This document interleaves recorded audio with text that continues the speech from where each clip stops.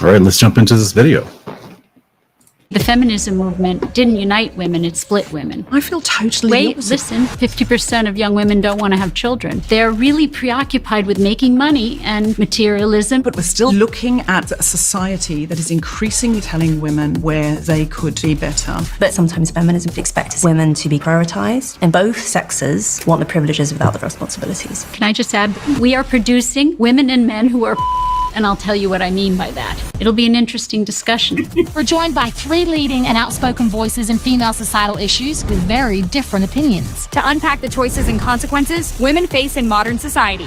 The sexual revolution gave women freedom. But things like the washing machine.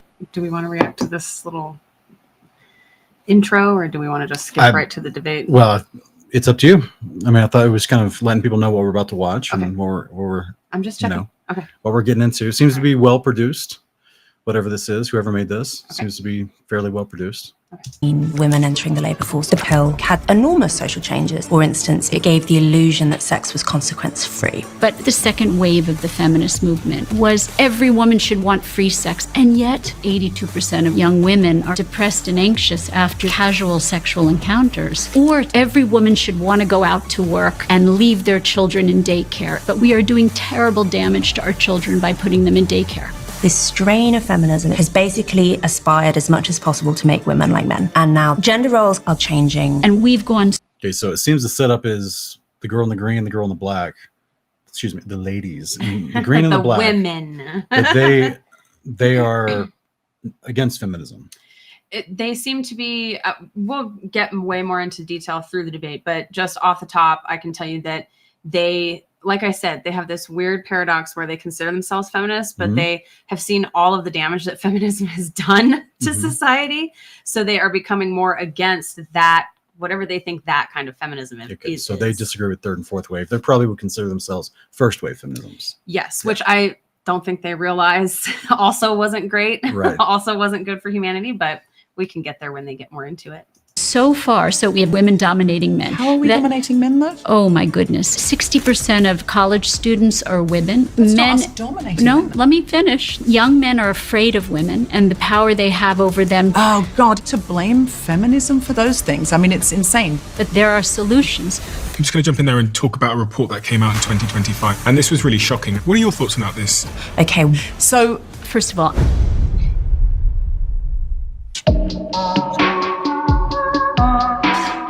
Let's start with some introductions. Louise, what is your professional background and what do I need to understand and know about your experiences that feed into your perspective on this subject? So my professional background, I'm a journalist. I write about ideas for a living. I don't have like a political agenda. I just write and say things that I think are true. In terms of how I arrived at some of my views on what we're going to talk about today, sexual revolution, I think I was raised with a lot of the assumptions around the sexual revolution, which are sort of like the water that we swim in now culturally. And it wasn't until I got... We should probably pause to say that this is a mature subject matter. The topic of the debate is specifically the sexual revolution that came from the feminist movement. So it may not be appropriate for the kiddies, okay? I can try to find some kind of warning to put on the screen before we start the video. Okay. Yeah. To university that I started gradually unpicking them. After I left university, I worked in a rape crisis centre, which was quite formative for me in that I saw some of the ways in which some of the feminist theory that I had learnt at university didn't quite map onto reality. And then after leaving that job, I became a journalist. Again, I kept thinking about these things. And I guess I've reached a point where I take a very mixed view of this history. I think there are good things. I think there are bad things that have come out of the sexual revolution. Louise, can you define for me what you mean by sexual revolution for anybody that doesn't know? Because it's going to be quite an important term today. Right. So I think that there are two things, really. The ideological event, really, of the 1960s and 1970s. So this was a period of, not just in relation to sexual relationships, but all sorts of things, a period of really questioning and challenging traditional ideas, and particularly traditional Christian ideas about what sexual relationships ought to look like. I think actually the the point that we've reached in terms of progressive culture is the assumption that those traditional ideas are necessarily questionable, are necessarily fit to be challenged. I think that's the ideological thing that we're talking about. But then, Okay, she's got the accent, so I want to kind of like make sure people understand what she's saying. Yeah.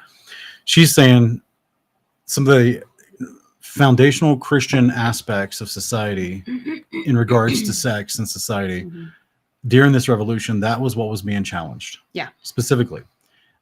We've talked about this on the show before. I feel like this was a part of the intentional communist attempt to destroy the fabric of society in the United States, one of them which was to make sex free and easy and available, and make divorce free and easy and available, and destroy the nuclear family. You know what I'm saying? And so I think that that is, like, to me, that's the underpinning river, the underground river, behind this dross of the sexual revolution that floats on top. You know what I mean? Yeah. Yeah. And so she's trying to say that should those things have been questioned? Should those things have been tried to be, challenged, if you will? Was it right to challenge them? That's the ideology. This seems to be the question that she's posing. Yeah. Is that what you're hearing? That's what I'm hearing. Yeah. Okay. there's this other thing that happens at the same time, which is partially connected, which is a material change. So you have the introduction of the pill, the advent of safe abortion. Remember, historically, abortion is not safe. So you have the advent of safe abortion, and of course, it's decriminalization. Still not safe. Still not safe. Still That's not right. safe. You have Also, I just want to say that she's bringing up the question. The ideology was, the sexual revolutional ideology was that we should challenge these Christian perspectives on sexuality and sexual behavior. But she's saying maybe we shouldn't have. But the thing that no one seemed to be thinking about is we didn't just transfer from one system to another religious system. They just abandoned all restraints. Right. So it was like, it wasn't like there was a slight reform in how we're going to address these sexual issues with people and families and youths and single people. Right. It just became all rules gone, do whatever you want. Yeah, it was a rebellion against those traditional Christian, specifically Christian values, and actually God's whole design for creation ultimately. So I think that's something that God has really been waking me up to a lot. I mean, of course, I've realized why feminism was so wrong for many years, ever since I became a Christian. But I feel like he's just been taking me deeper into really not just understanding, but embracing these roles of male and female and the stark differences in our brains, and therefore the stark differences in societal standards for each respective sex.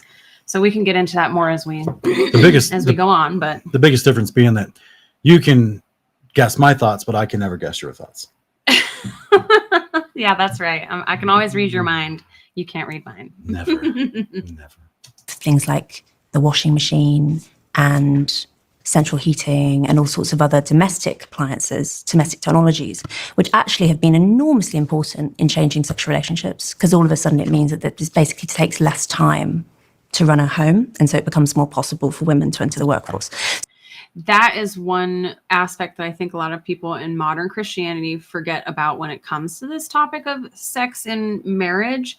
I think they forget that probably for most of human history, we lived life in such a way that there was less time for that intimacy between married couples. Yeah. So I think there was a lot less focus on it as such and I'm not saying it's not a bedrock of a good relationship, but I think we don't see a lot of it talked about in scripture much, because I don't know that it was such a huge topic of discussion for societies at large, like it is nowadays, where people kind of, feel like every married couple should have this certain frequency and this chemistry. And like, there's all these requirements now that we think we need to have for that part of intimacy in a marriage. But really it's because of the Industrial Revolution that we even have the luxury to think about that. Anyways, I think a lot of people forget that it is because I have a washing machine and a dishwasher and all these modern conveniences that I'm not literally doing housework all day long. So. Now combine that with public schools and daycare. Yeah. And you have, not to say a person just has to be doing chores all day long, right? But you have now a lot less interaction at the home, and you have now the children leaving the home, the husband typically leaving the home. Yeah. And then because of modern conveniences and public school and daycare, the wife can find herself at home with not much to do. Yeah. Right. And now, again, that doesn't undervalue what you do already accomplish. I'm just saying because of the conveniences. And this is where someone will take up a activity, a hobby, a sport, a social club, things like that. A side hustle.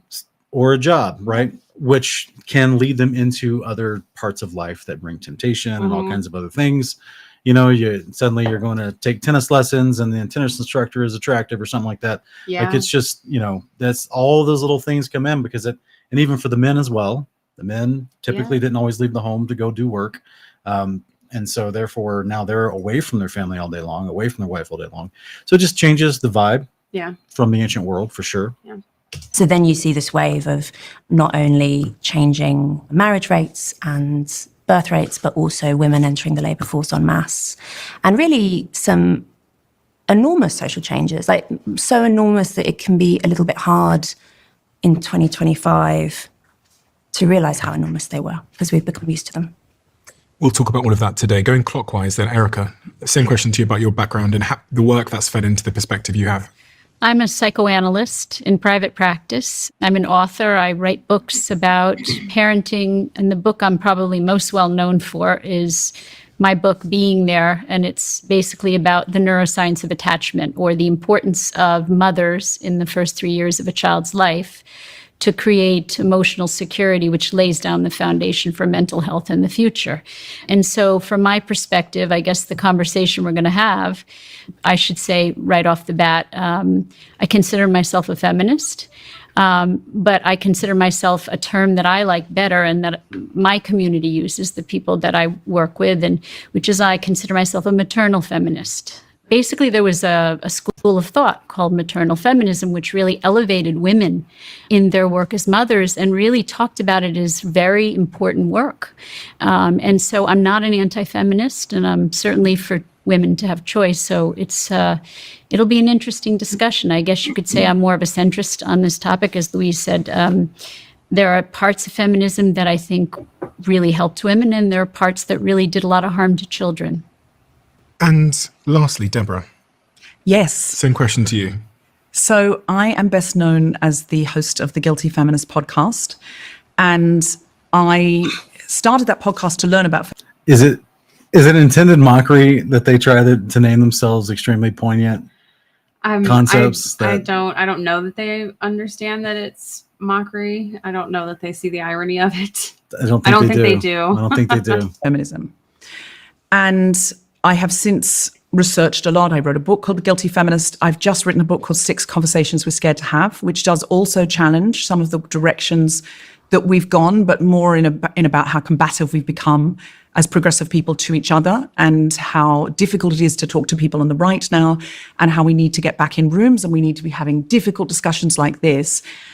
So it's interesting what Louise says about being raised in a progressive household, but then being disillusioned and thinking that there's some ways in which life was better before the sexual revolution, because I'm effectively a time traveler.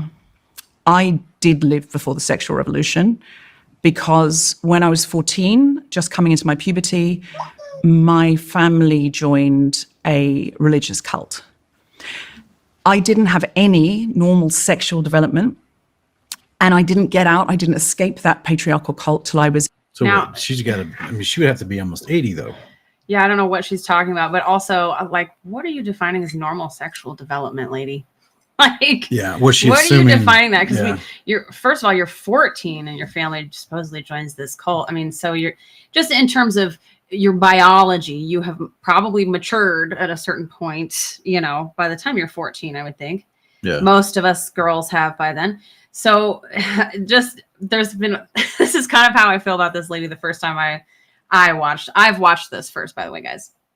This is a blind react to me. Blind for Sean. I decided that it'd be fun for him to see it for the first time. And then I agreed. Yeah, he agreed to it. So we'll see if we air it. We'll see if it's worth airing. But yeah, again, you're gonna see a lot of this lady making statements like this that are like, wait a minute, let me get a little more nuance there, but she never gives you the nuance. In my mid-20s. So I know what it is And I do not believe women want it. I know what it is to not have autonomy, to not have agency, and to not have emotional freedom. And those are the three big things that I think the sexual revolution gave women.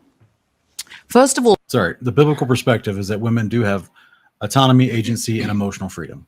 I don't know, this weird straw man that's always been put upon in a sense of conservative Christian concepts, is that suddenly you just have a bunch of slave women. No, that's not the idea at all. As a former feminist, as someone who used to see the world the way this woman sees it, what she's saying is she wants a world where women are not shamed for being promiscuous. That's all it boils down to. So you're getting the translation. But that's what it means. But it's built upon the straw man of, you know, Christian faith and a Christian woman bad, promiscuous, you're free if street you're walker good. Yeah, you're free if you can be for the streets and nobody says you're for the streets. Agency. I think it's just agency is so important. So agency is just the ability to go around and choose what you do moment to moment. And autonomy is, can I decide what my life looks like, the shape of my life? What choices do I have? And emotional freedom is the third one. And I don't think the sexual revolution did give us emotional freedom, because I think we're still sitting in a lot of guilt as women as to like... See? Guilt. If I'm at work... Where's that guilt coming from? Yeah. Is it from your actions or from what, like inherently there's guilt put on you from the society that we no longer exist in? Yeah, I mean, like, what are we even talking about? I've never seen a Game of Thrones walk of shame ever in my lifetime of a woman who was shamed by a whole town for whatever. So what, she's still trying to evade some sense of guilt from a society that we no longer exist in. Yeah, exactly. I don't even understand this. This is like emotional reparations for feminism. Look, I should be at home with my children. If I'm at home with my children, am I providing for them financially well enough, or am I going to have a career when I go back to work? If I'm doing both of those things very well, am I a good enough daughter, friend? Am I running a half marathon for charity? Like, we are in a stage of such guilt. That's why my show and one of my books is called The Guilty Feminist, because I felt that feminism had become another thing to feel guilty about. So all those life categories she just mentioned, usually those are sorted out with, you know, prayer, a supportive husband, a good family, a good, you know, possibly a good friend or mother to give you some advice and talk to.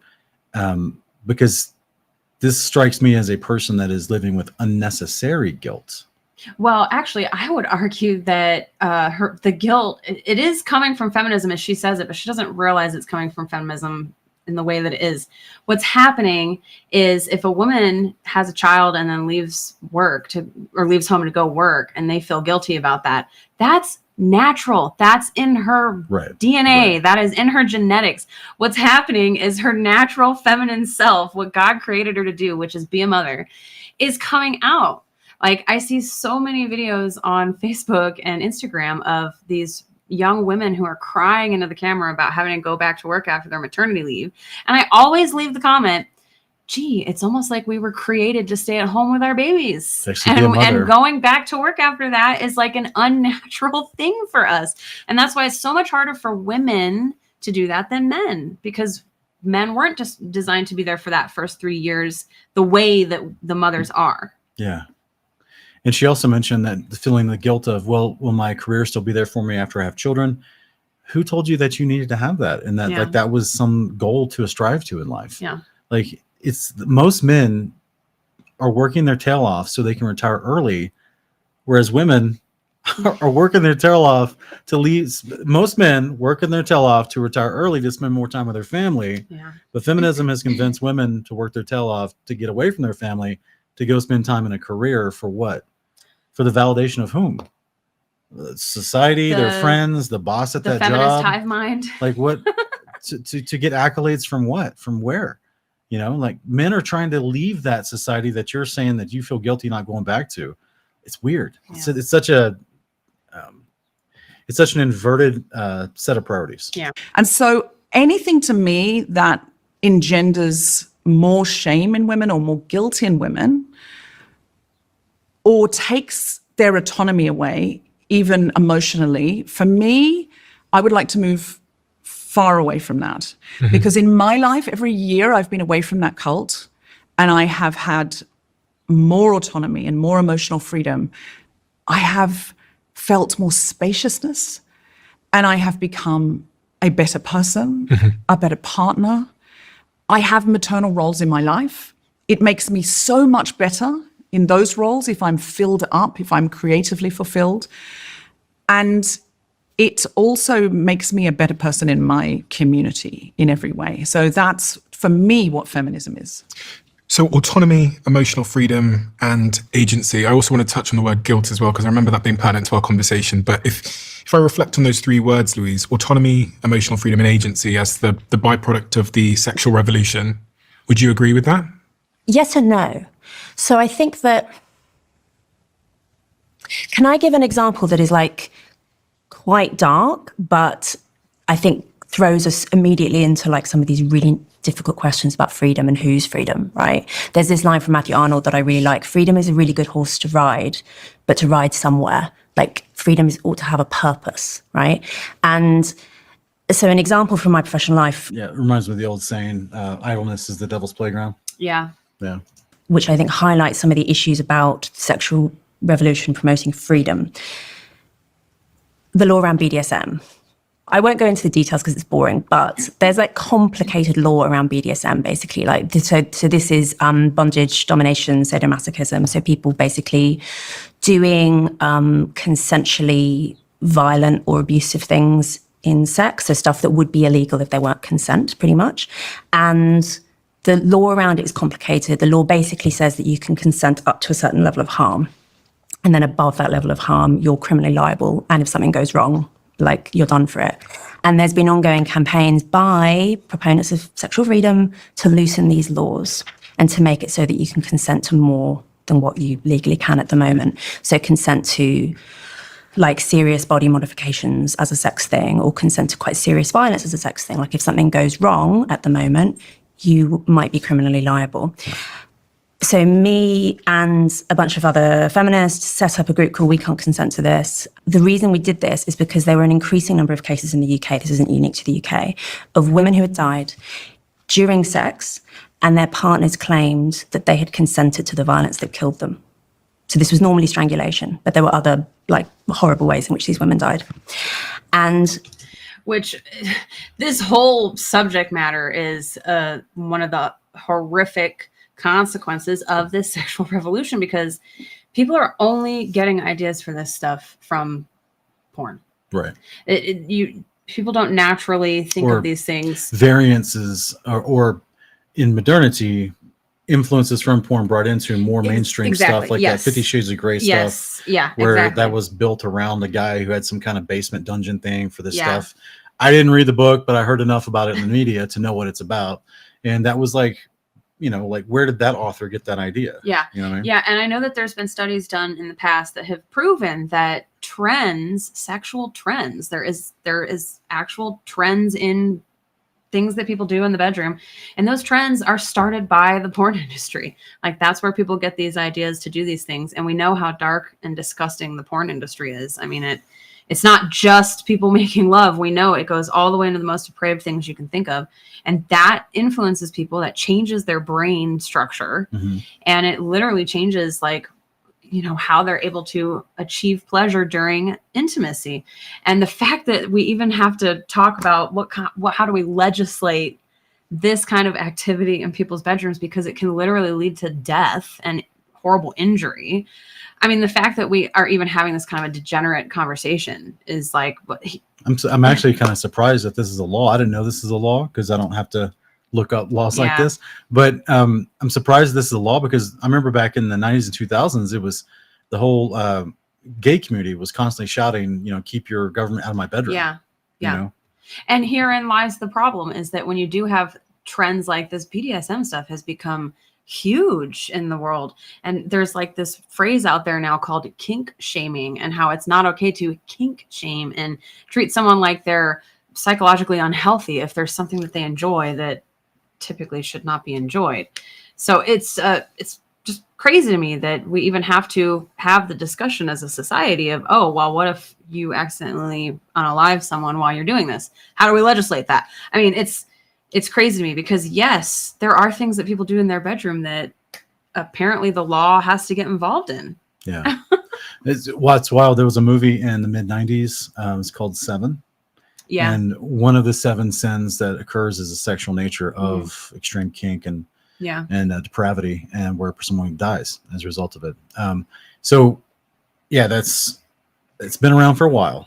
Long story short, it's been I don't think it just came along in the sexual revolution, but it definitely paves the way for the average person to be exposed to this type of stuff and to say, what's that? And start looking it up. Yeah, I think there's been an explosion in popularity of it in at least the last 20 years of my life. You know, I'm sure the internet has a lot to do with that because people can just access so much more imagery that they never would have accessed before. Well, many social medias will just show you this kind of stuff without you wanting it. Yeah. Like it's terrible. It's so crazy. These men were getting away with this in the sense that they were successfully claiming, no, this was all just a sex game. And they were successfully avoiding a murder prosecution and sometimes getting very light sentences for manslaughter. And I think this is a really, really good example of freedom for who and freedom for what. Because you can completely see why some campaigners would want the law on BDSM to be much more liberal. And they would say, and they do say, you know, I'm a consenting adult. Who are you to tell me that I can't do X, Y, Z in the bedroom? Who are you to tell me that the law ought to step in and try and criminalize what adults do in the privacy of their own homes? And you can see their argument. But then I say, okay, but the problem is we're all connected to one another and your freedoms impact on mine. And this all, you know, a society is greater than the sum of its parts. And if you're going to say that sexual freedom is the preeminent value, then I don't know what we do in these cases, these concrete cases where it seems to me that a terrible wrong has been done to this woman. And if we don't have illiberal laws, at least partially illiberal laws, then men who make this defense are going to get away with it. And so I'm sorry this is a dark example to like kick off the conversation with, but I just think it's a pertinent example of how freedom is difficult and agency is difficult and choice is difficult. And we can say that these things are good generally. I think they are good generally, but they are virtues that need to be balanced against other virtues. And that's the challenge. Freedom is a wonderful thing. No one would want to take freedom away from human beings, but excessive freedom without structure is not good for human beings. So I'll use the example because I talk about children a lot. If you raise your children with respect for their will, that is a good thing, right? You don't want to quash their will. You want to support their individuality and support their choices. And even when raising children, you're going to give them choices. Do you want eggs or waffles for breakfast? Do you want to wear your green pants or your blue pants? No more than that with small children. But if you don't provide any structure for them, they don't feel loved, they don't feel secure, they don't feel stable. And so what I'm afraid of is that we went too far. It's not that freedom isn't a good thing. It's that excessive freedom without any structure at all can also make us feel untethered, unbound, without connections to the people that we're most intimate with. And that's my concern. So it's not that sexual freedom isn't a good thing. It's that in my mind, it may have gone too far. Real quick note. Yes, not just children, but adults need structure as well. Yeah. This is why our Creator gave us commandments, right? Yep. 1 John 2 talks about, this is in verse 3, this is how we can be sure we've come to know God, is that we do his commandments. And so we can have the surety, we can have the security to know that we're in the boundaries of what God approves of and how he loves us and how we are walking with him. And we can know for sure because we're walking as Jesus walked. And that's something that even adults need all day long. They need that validation. Absolutely. And I can testify that coming out of a life of doing everything my way into coming into a life where I try to do everything his way as much as I'm possibly capable of, there has been such freedom in my life since coming to the Lord and being obedient to him. I actually made a post 8, 9 years ago, after I first started walking Torah, and I just made a simple statement of, if only you knew what freedom there was in obedience. And all my unbelieving friends were like, "Well, how could you say so? What? Do you hear yourself? Like, you might as well just start making signs for Auschwitz," you know? And I'm like, but my believing friends who walk in obedience understood exactly what I meant, because that's where the true freedom lies. It lies in the law of liberty, the law of our Father. Yeah, and there's a Psalm 119. I can't remember the exact passage, but there is a, I want to say it's like verse 14 or whatnot, but it's David speaking about running in the freedom of God's commands. Yeah. To which James in chapter 1 calls the law of liberty. Yeah. So Just to add to that before you jump in there, despite the general decline in sex, especially amongst younger people, societal acceptance of casual sex has grown quite rapidly. In the UK, approval of casual sex rose from just 10% in 1999 to 42% in 2020. So let's just be real clear here. This is Orwellian newspeak. Casual sex is just fornication. Okay. This is another way that the sexual revolution changed society, is it deliberately changed language to make things sound less offensive than they truly are. Subculture. Yeah. So when you say rules and structure, Erica, I'm really interested in that. Notice that Erica lady never said the word rules. She said structure. And you're going to notice. Yeah, I don't remember, but yeah. Yeah, you're going to notice that this feminist lady does not like the word rules. That's what she hears in her mind. That's what she hears in her mind when you say structure. She hears rules. Turn of phrase. Because, of course, children need rules and structure, but women aren't children. Well, we're all children. Men are children too. From a psychoanalyst perspective, there's a child in everyone. Of course, but I think when we're talking about rules and grown women, we are really, really in dangerous water. See, it's rules for grown women that are not okay. She doesn't have a problem with rules for men. I'm sure if we got into her expectations of male standards, I'm sure she has certain expectations she has of men, and that's okay in her mind. But it's not okay to have rules and societal expectations for women. Because we are looking at a society that is increasingly closing down on women and telling women where they could do better, be better. If we're looking at an extreme example, we're looking at Iran in 1970s and women in parliament and women walking around as part of the sexual revolution in miniskirts and having a wonderful time. And then you're looking at women in Iran now, you're looking at women in Afghanistan now. Women in Afghanistan now have rules and they have structure. They can't stand near a window. They can't leave the house without a man. They can't they can't use their voice in public. They can't sing. Like anything that says rules to me, I'm immediately like, firstly, our society has plenty of structure. We have a lot of structure. We all have to work to make a living. We are all encouraged. Necessity is not structure. Yeah. So this is why the structure, and of course she's going to try to choose a hyperbolic example. Oh, and under a horrific false religion on top. So she picks the most, she calls it extreme. She picks the most extreme example. And why is that place so extreme? Because of Islam. Yeah. Again, that's like I said earlier, we didn't move away from Christianity to a different religious view. They just removed all concepts of structure for the expectations of sex for both men and women, not just for women, but for both men and women. Yeah, and which actually puts the men in a kind of an advantageous standpoint. Totally. To manipulate women. Yes. I mean, it's not good for the women. Yeah, a lot of these feminists talk about how there's no good men these days, and it's like, okay, your whole movement started this mentality that there didn't need to be any expectation of men in order for them to receive sex from you. Yeah. So they didn't have anything to shoot for, you know? So what if the rules that she's bucking against were actually there to protect her? Right. Yeah. And here's the other thing. She uses these Islamic countries as examples because she can't go back to the 1930s and use America as an example of some place like that. Women were not required to wear. That's right.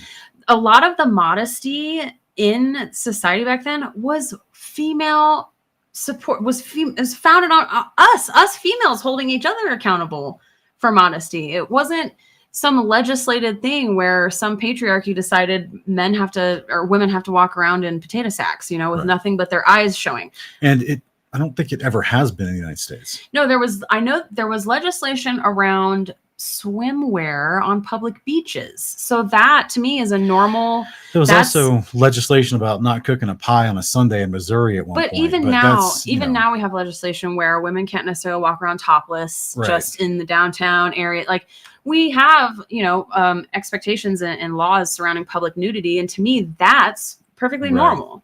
That's protecting everybody's children equally, Right. Into monogamous relationships, and there's a feel that you're successful if you find the one and get married and have 2.4 children. There's so much structure in our lives. There's very little time for relaxation or even considering what we really might want to do. I would be very intrigued to know what you mean by. So what do we see women doing? What do we see women doing now that they've achieved? She's actually at the pinnacle of women's liberation, I would say. Yeah. I don't know where she's saying society is closing down on women. I'm not sure. Telling them to do better. She never gives a clear example of this. She's arguing semantics. It's just tropes. I'm just wondering, like, since she's at the pinnacle of a liberated woman in a modern society, what are they doing? What is the young generation of women doing that have grown up with no restraints? Yeah. What's the biggest occupation that women are flocking to at rapid speeds? Yeah. It's pornography. Yeah. Yeah. The easy money. Mm-hmm.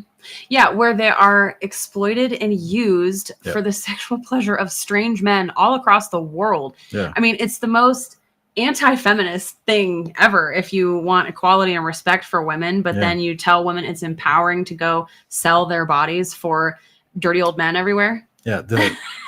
It's kind of unique. We're at a unique point in history because we do have decades of data to look at. Yeah. We have trends and patterns of how feminism has worked out. Mm-hmm. Seems to be that it hasn't worked out well, that women are less protected from Yep. evil men. Mm-hmm. There are still good men out there that want to protect women.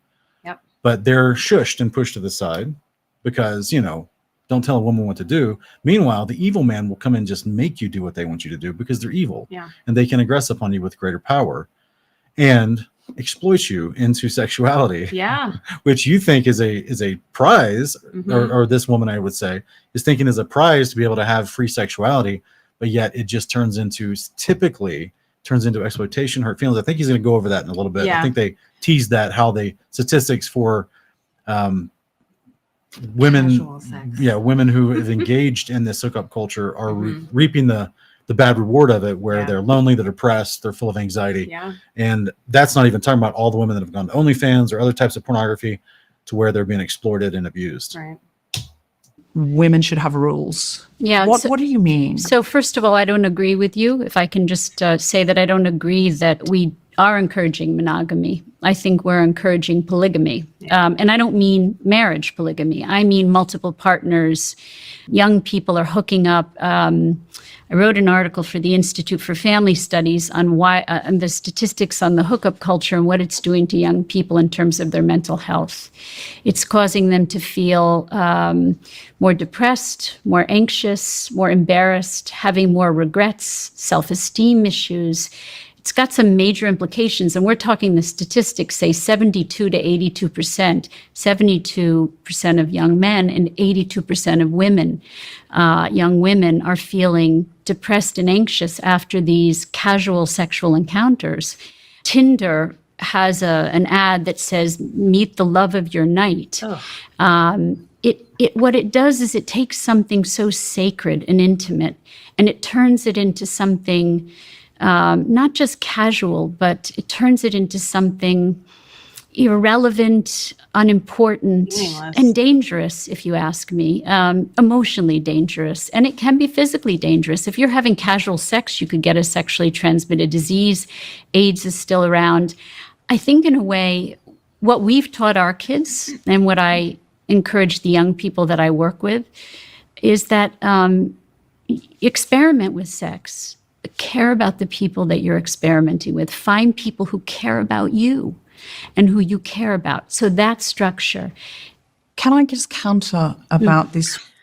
So what we're never going to get through this conversation, unfortunately, is anyone who promotes exploring sex within the confines of your marriage. Yeah, I was about to say. Because you can have a whole lifetime with a person to explore your sexuality. You don't have to go sleep with a whole bunch of people you're never going to remember their names to explore your sexuality or find yourself. And here we are yet again. Modern statistics are bearing out God's truth, because he's the one who tells us the prescription for us, the best prescription for us is one man, one woman, virgins, get married. That's that. Yeah. And the statistics bear that out as well. I'm sure people who watch her, I'm occasionally in the manosphere. I occasionally watch some red pill type podcasts. Nothing too crazy like Fresh and Fit or anything that extreme, but whatever podcasts and things like that. And so you hear them talk about the statistics on people who are virgins when they get virgins on their wedding night, when they get married, and how their mental health and emotional satisfaction in their marriages compared to others at their same age, it's night and day. Yeah, it's better. And it's because there's this unnatural comparison that starts in a brain, male or female, that starts in your brain when you have many partners before you get married. And so science, this is one of the reasons that I felt, I really think we should react to this, because there's so many opportunities to show, look, this is an example of why God's design is better. And he knows it. He knows it's better for our physical health, our mental health, our emotional health, and certainly our spiritual health. So I really enjoy Erica. I've seen her on a lot of podcasts. She's a very knowledgeable, wise lady, but I do wish that, I don't know what her beliefs are, but The lady in the black. Yes. Okay. I do wish that, she had that bit of virtue that she would sprinkle into it, that, well, it's best to do this as virgins on your wedding night and start there. What she has just said, I heard as a child in the early 90s. That was the old school 30 years ago encouragement for sexual exploration and teenage use a condom, but at the same time, make sure you're with someone you care about and you love. And then, but again, if you're not, and she says that's structure, and that's the type of structure. I'm like, that's not structure. No. Because it was horrible advice even back then. Yeah.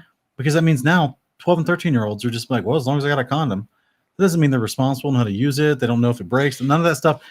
Furthermore, you're way too young for all that. Yeah. Furthermore, and two, you don't know if that person really cares about you at that age. You have no way to discern. No one's teaching you the boundaries of discernment, because you're not engaging in a betrothal to be married and going through the lengthy process that it would require in order for you to actually know that person cares about you, is ready to commit to you in a way. This is why people lie to each other. That people lie to each other in order to get into sexual involvement and then leave, because they're not really interested. They just wanted sex. Yeah. Like this, so again, even her antiquated 30-year-old advice from the 90s is not good either. Exactly. It's not biblical advice. No, that's for sure. It's not at all. There was a reason that the man had to save up in Deuteronomy 22 to pay a dowry. Yeah.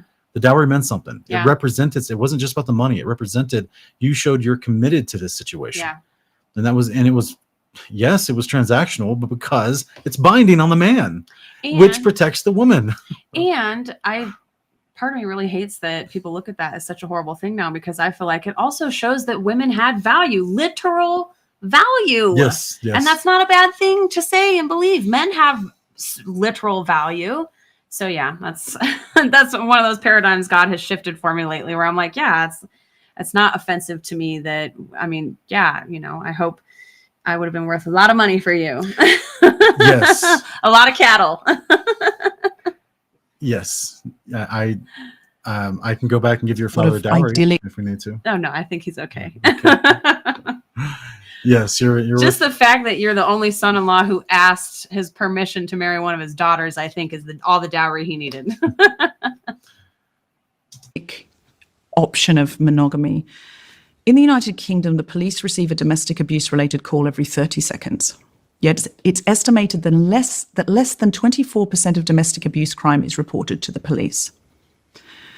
1 in 4 women in England and Wales will experience domestic abuse in her lifetime. On average... Is that her husband or is that her umpteenth boyfriend? Yeah. Like, the statistics, she's giving these statistics out. Partner. Yeah. She's putting these statistics out if you don't know what she's doing, she's trying to like undermine the value of monogamy by pointing out domestic violence. But I don't know if she accounts for how many of those domestic violence situations are a woman with someone who's not her husband or who is like a stepfather, you know, who's the next husband. So, and I think it's hilarious because her glasses actually are representative of her views, extreme tunnel vision. Yeah, actually. All of her peripheral is blocked. Yeah. Nearly 2 women are killed a week in this country. And I know that America has a similar story, but probably worse because there's guns. This is around the world. It's the same in Australia. It is. I'm sure we have folks that watch us from the United Kingdom, from England, but you guys, y'all have been brainwashed on this. I mean, your kings have done a good job brainwashing you to not be able to defend yourself against tyranny. Yeah. Not an either or. It's not that women were so happy and fulfilled in the 1950s because their husbands would go to work. And I mean, watch Mad Men, which is it's a sort of researched. Yes. Let's get our opinions from a sitcom. Idea of how things often were for women then and men, and how, Don Draper would go off into the city. He would have a fulfilling career. Then he would sleep with any number of women and come home to his wife who knew he was having affairs, who could. Do you think that in the 1960s, do you think the Jetsons represented a normal life? Do you think that do you think when George Jetson went off and he flew back and he kissed his wife and she had time to go to the sauna that day and she had he didn't just go out and flounder. Like he came home and loved his wife and his family and provided for his 2 kids and dog, and like that was written to appeal to families in the 60s. Yeah. So he wasn't abusing his wife. He wasn't going out and finding other space women or whatever. Well, and she's going on based on a show that's written in modern times under this feminist perspective of things. So of course they're going to write the 1960s to look like this horrible hell for women where they're just abused everywhere by men. I'm guessing she's going to bring up later that movie from 2 years ago where the women had to wear the bonnets, and what was that movie called? Oh, you're thinking of a show called The Handmaid's Tale. She's going to bring that up later. I can't remember if she does. I wouldn't doubt it. Sense it, who could vibe it, who could smell the perfume, and had to just put up with it until she couldn't any longer. Mm-hmm. And she was at risk. Which, hey, also not biblical, also not Christian. Here's the thing. If they were really fighting against actual Christian men, this kind of stuff shouldn't have even been an issue. I know men are infallible and they haven't figured this out in nearly 6,000 years as a whole. But really, women didn't need feminism back then. They just needed men to be more like Christ and to hold other men accountable who weren't treating women like Christ treats women. That's really the solution here. And that's why I felt like this was an important topic to discuss from the biblical perspective, because it's not either feminism or the way it absolutely was. It's the narrow path of true Christianity and men truly following Christ. Yeah. And if they're truly following Christ, they're going to love women as Christ loves the church. They're not going to be harsh with them. They're not going to be violent. They're not going to be having adulterous affairs. Yeah. So the answer truly was Christ the whole time. Of STDs, because he was going out and doing whatever he wanted. The idea that a sort of monogamy is this utopia, and since we've gone into a more hookup culture, I still think there's a hell of a lot of pressure for people to find the right one. Yes, people hook up before they find the right one, but there is pressure to have the rom-com ending. Most people, if they're hooking up, are hooking up to have sexual satisfaction while they are looking for a longer-term relationship, or they're not, and they're really happy single, and they're finding fulfillment. And that is the spaciousness and the freedom and the autonomy to do that. I love that women can choose that now. I love that women can say, I'm really happy single. This settling for someone who's not good enough for me, or it doesn't suit me, or it doesn't fit me, doesn't have to happen for me anymore. I can live my full self, and maybe my career is more important to me, or fulfilling, or my friendships, or my desire for travel. Me, my. Right. There's no sense of self-sacrifice whatsoever in this mindset, where it's literally like, that's the problem here. It's this focus and this hyper obsession on self, my career, my happiness, my friends, my traveling. Like, And what she's saying here, it's like, there was never a time where a woman couldn't end up being single late in life. I mean, women always had that choice per se.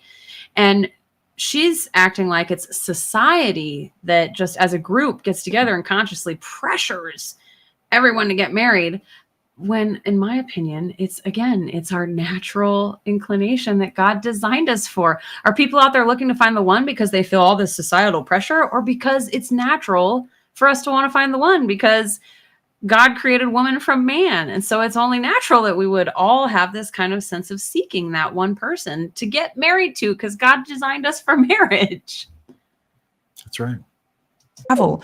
I love that we have options.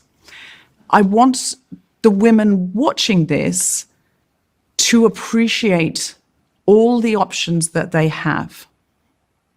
All the options that they have. If they want to be single, and they want to hook up, if they're looking, but in the meantime having that sexual freedom, I want them to have it all. But if what they want is this monogamy that you're talking about, to find the love of their life and settle down and have 2 children or whatever they want, I want them to have that too.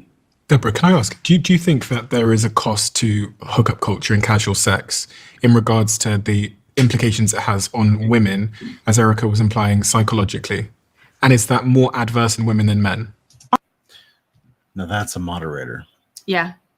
That I've noticed. He does a very good job. I've noticed multiple times. So he is taking notes. He's engaged in the conversation, and he is holding this lady to task on what the other lady just said, even though she just ranted for 10 minutes. Yeah, and didn't address at all the Right. core issue that the other lady brought up. I think human beings can suffer from too much choice. Like, we know that if you put 800 varieties of jam out on a supermarket shelf, people will buy less jam than if you put out 8, because they get confused and they just think, oh God, I don't know, none of it then. And they walk away. I think Men don't do that, but okay, whatever. the fact that we have young people sitting in a bar on a hinge date, and while that person goes to the bar, they're like, what else is out there? I think that's bad for human beings. I think that is bad for women, for men, for non-binary people. That's bad for everybody. But this sort of sacredness, Erica was alluding to a sacredness of sex itself. Yes, I think that is not a thing, that we are somehow finding women find sex more sacred than men.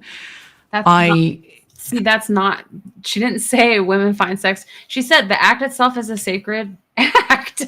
And this woman just does everything she can to not agree with that it's actually this very intimate, sacred thing.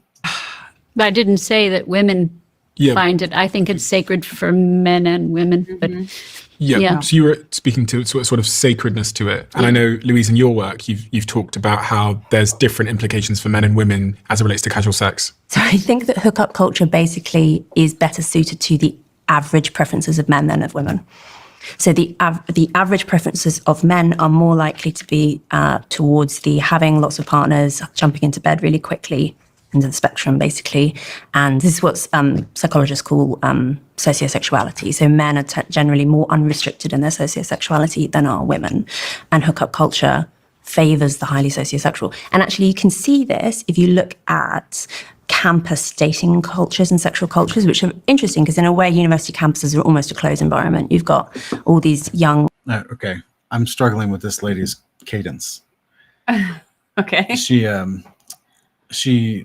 speaks really fast, but then slow down and sings her words, and then speaks really fast again. He was like, whoa, whoa, whoa, whoa, whoa. Plus the accent. So if I have to pause and like rewind it and see what she said or whatnot, just be warned, because I'm struggling with this lady's accent and how she talks. Okay. Horny people hanging out, not very much to do, and like interacting with one another. And on campuses which have more men than women, so the women are the scarcer resource, basically, assuming everyone's heterosexual, right? They tend to have more conservative sexual cultures, so more monogamy, less hooking up, people wait longer to have sex, etc. On campuses where there are fewer men and more women, which increasingly is true of all universities, actually, 60 because to 40, exactly, you have the opposite. You have more hookup culture because basically the men are the scarce resource and they can set the terms, and men prefer more hookup culture. There are obviously exceptions, this is all true, but at the population level, I think that's really good evidence that actually women en masse don't like hookup culture and are actually engaging with it because they sort of have to. What you're talking about there is very young women who have just left home. It's their first exploration into sex. Now, if you ask a 32-year-old woman in London who knows her body, who knows her preferences, who knows what kind of man turns her on, who can talk about these things and communicate, and you ask her, do you regret that hookup? She'll be like, no, I worked really hard this week. I was literally looking forward to it, and it was wonderful. If you ask that same woman, do you regret any of the hookups you had when you were a fresher? She'll be like, oh my God, I didn't know myself. I didn't know how to ask what I wanted. The boys were terrible at it because they didn't know themselves. I don't think universities are a great place to get this information, because that is when you are literally just exploring and going, is this anything? And we're all... Translation, those statistics don't mean anything. Those statistics aren't valid for this reason. too embarrassed to say what we want or to say how that we like. Oh. So you've got to... I also want to ask that 32-year-old woman who quote unquote knows her body. Is she also realizing that she's desiring children? If she doesn't already have them. And then that means that if she's single and engaged in this behavior, that means she's either doesn't have a long-term partner or has been divorced, and now she has children and she's divorced, which makes life exceedingly more difficult. But let's just say she doesn't have children, but she is into her 30s. This is like a well-known stereotype about how women's biological clock starts ticking in their ears in their 30s if they're not married and don't have children yet. Yeah. And they're not, I would say they're not all acting like this lady portrays them. Yeah. Much of them are actually trying to find a long-term partner and have a family. They're the ones that are online crying right now about how it's so hard to find a good man because they're finally trying to settle down and they're realizing how hard it is, because men are also so disillusioned from, the dating culture and all that. So yeah, it's just wild to me how this woman will invalidate the experiences of other women so long as those experiences go against her narrative. Because the Erica lady, who's the psychoanalyst, is telling this woman, I have these people coming into my practice telling me in their therapy how awful this culture has been on them. Like, these women are coming and telling me straight to my face that this does not make them happy. And these statistics are showing the women are not happy with this. And this lady feminist is like, so what? Let the pain continue as long as they have the choice to hurt themselves. Yeah, because by the time she's 32 and still single, that one hookup she gets on Tinder that week, that could be, greatest hookup ever. And in other countries, this is clearly a Western problem, because in other countries, they don't have these issues. Yeah. And then in other weird hybrid countries, like in China, past 25 years old, the women are called the forgotten women. Yeah. If you're not already married by 25, you're considered a part of the forgotten women. Mm-hmm. And it's much more difficult for you to get married after that point, because the men do not want women that are experienced and not married with the children, or not. They just don't. They want a younger woman who's never been with a man. Mm-hmm. So like there is a unique, stark difference. Now, what's unique is that I don't see any of these people protesting in China or North Korea for this type of sexual revolution, because they know 100% they would be shot or removed from the country in a heartbeat. So it's just funny how this particular ideology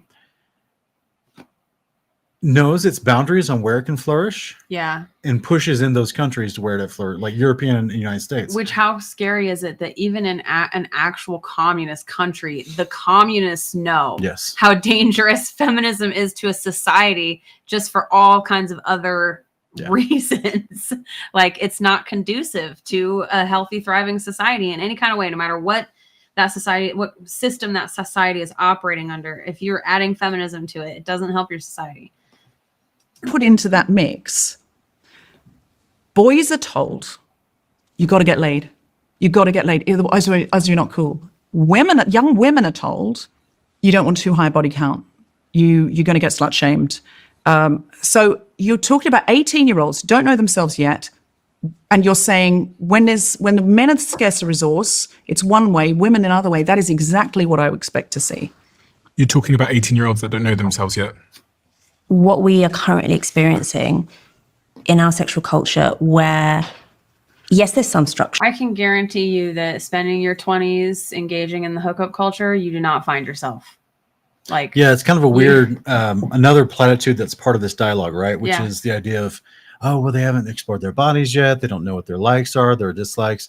They don't know themselves yet, you know? And this, I used to hear this when I was, you know, because I'm 45 now. So 20 years ago, I would hear this from people we knew, even though at that time I was married from the age of before 25. But I remember hearing other girls in that same, my contemporary age class talking about, oh yeah, going out and finding yourself until you're 25 and then starting to settle down.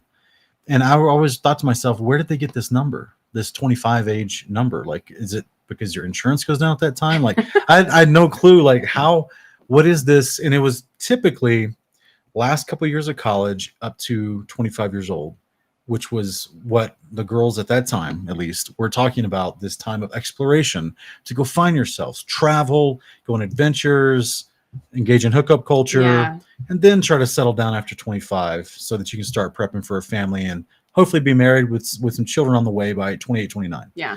And so I just remember thinking to myself, like, well, what happens if you, at 23, you ran into the love of your life and you just bypassed him because you wanted to go back to Spain and hook up with some dude at a club? Yeah. You know what I mean? Like, what's going on there? Like, and then you never get married to someone you love afterwards because you pass that person over because you've been convinced, oh, these years are for my exploration years. Yeah. You know what I mean? Like, you're just, it's crazy. It's crazy. It's a mentality that's truly trained into us in this culture. Years ago, when I was working at a restaurant as a server, I had started going to NA. No, this isn't sexual culture, but it's similar. I started going to NA and I got sober from alcohol. And there was this girl that I worked with who was asking me about it. And she was confiding me that she felt like she had a really bad drinking problem. And so I was, of course, encouraging her to come to the meetings and, you know, get a sponsor and work a program. And she straight up told me, we talked about it. And then the next shift we worked together, she told me, well, you know, I went home and I thought about it. And, you know, I think I'm just going to hold off for now because really, like, this is part of the college experience, like going out and getting really drunk at parties, you know, binge drinking. Like, that's just, I want to experience, you know, that part of college. And I just cried inside for her because I was like, man, who lied to you? Who told you that part of coming of age is binge drinking through college and putting yourself in all kinds of situations? Who knows what kind of dangerous situations you can be in from that, aside from just the alcohol poisoning. But it's similar to the sexual revolution where women are told that's how you find yourself. Like, your true self is in having a whole bunch of meaningless casual sex with a whole bunch of guys who you don't mean anything to them and they're not going to mean anything to you. And I just can say that I didn't start finding myself until I found Christ. Right. Like, that was the truth. Like, until I received the Spirit, I didn't even know that I didn't know myself and that I was so lost in all of these awful backwards paradigms that just completely go against God's creation. And then once I got married and realized that God has this whole purpose for marriage in my growth, spiritually, emotionally, mentally, all of that, I started to find more of myself. And then having a child, Right. It's like, oh my gosh, this is the pinnacle of, you know, what God put me here to do. And I'm finding even more of myself. It's through these traditional things that I'm truly finding myself. Yeah. It reminds me of a passage in a small book that we hardly ever quote or talk about. It's the book of Philemon. So in verses 4-7, it says, I always thank my God, remembering in my prayers, because I hear about your faith in the Lord Jesus and your love for all the saints. I pray that your partnership in the faith may become effective as you fully acknowledge every good thing that is yours or ours in Christ. I take great joy and encouragement in your love because you, brother, have refreshed the hearts of the saints. So every good thing that is ours in Christ, that's what we're exploring to find ourselves. Yeah. Right. Not this to find my own whims, which change with the season, with the fashion, with the current stage of my life, not my own desires, which I couldn't even articulate at this point. My own desires about what? Like, because it's been so long since I've thought in that vein. I guess if I put my brain back on from like 20 years ago, my own desires would be, I want to, go to the Olympics in Taekwondo and be a professional golfer. Yeah. Those are my desires. Yeah. But God was like, no, you're not doing none of that. Prohibition on the golfing. No. Stop kicking people in the head. No, that's it. I want you to learn my word and preach my word. So basically my life has been more fulfilled, better in all regards, that I'm allowing what he wants for my life to be the refiner's fire, to be the pruning of my bonsai. Yeah. And I couldn't be happier. Yeah. Right? Yeah. So that's where I guess we both have our own personal experience to draw from to say that going into this mentality of do as thou wilt, and don't let anyone try to stop you. It only brings chaos and destruction. But to do as God wills and to allow him to mold you in those ways will bring life and life abundantly. Yeah, and we're going to see throughout this debate that this feminist lady, like, her mind is just warped into this worldview that sex is the foundation of your whole entire life. It's become our identity. It's the core of who you are. And that's why I started our conversation with the fact that it seems like in the Bible, this wasn't such a huge topic, because I don't think they had time to care about it. And women and men, they did accept gender roles back then, and women were understanding of their value, their worth, what being promiscuous does to your value and your worth. And they had such a desire to have babies and be mothers that they were willing to bring polygamy into their marriages to have babies and be mothers. So, I mean, we've switched that whole mentality to where our society has now demonized the idea of motherhood and made it seem like it's this horrible burden and this prison that you live in. Whereas all the women who came before us, that was the most important thing in their lives, was getting married and having children and raising those children. And that was an honorable, beautiful thing. That's right. So yeah, it's so sad that the sexual revolution has now it makes sex the foundation of your personality, your worth, your value in life, your freedom, your autonomy. Like, it's very backwards. It sounds occultic. Sure, yes, there are some rules, but we are much, much more sexually, not just liberal, but even libertine than, say, the sexual culture of our grandparents or whatever. I think everyone ought to be able to agree on that. There clearly is a change now in the sexual culture from previous generations, and it's mostly to do with the pill, as I argue. But the expectation is kind of, as you say, that you just have to figure it out. Like, there isn't a very clear template. Yes, maybe there isn't. I think that Deborah, you're actually right that most people do in the end aspire to monogamy and having children and everything. But there's also an expectation that you're supposed to experiment a bit in the meantime, and it's kind of actually weird to be a virgin on your wedding night. And I think that, yes, I mean, girls have to tread this really difficult tightrope where on the one hand they are at risk of slut shaming, but they're also at risk of being called frigid. They are much, much more at risk, actually, of being called frigid than in previous generations. And the idea that we can escape from social judgment around our sexual choices is probably not realistic. I think that basically that's what humans are like. We do just tend to be judgmental about this. But anyway, I don't think it's very wise to subject girls to this experience, is how I would put it. To say that you have to go through the hookup culture. I know people who are opting out. I know young people who are absolutely opting out. They're not no freedom at all. I'm going to agree. Okay, what happened here? So up to this point, we're 27 minutes in.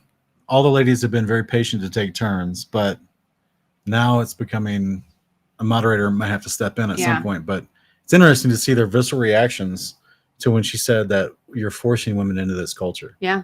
Yeah, because she doesn't want to acknowledge the guilt and shame that feminism puts on women now in the opposite vein. Yeah. Where they're right that, women are treated like, oh, you're such a prude, you're both virgins. How are you going to, classic, how are you going to know you want to spend the rest of your life together if you haven't had sex yet?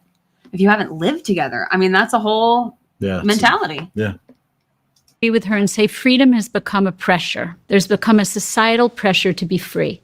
So I know many young people who are opting out of the apps. Okay, I'm a therapist, and I see so many young people, and I give lectures, and people come up to me. So I can say, and I write books about adolescence, and I'm going to say that mostly the term hookup culture is used between 15 and 30.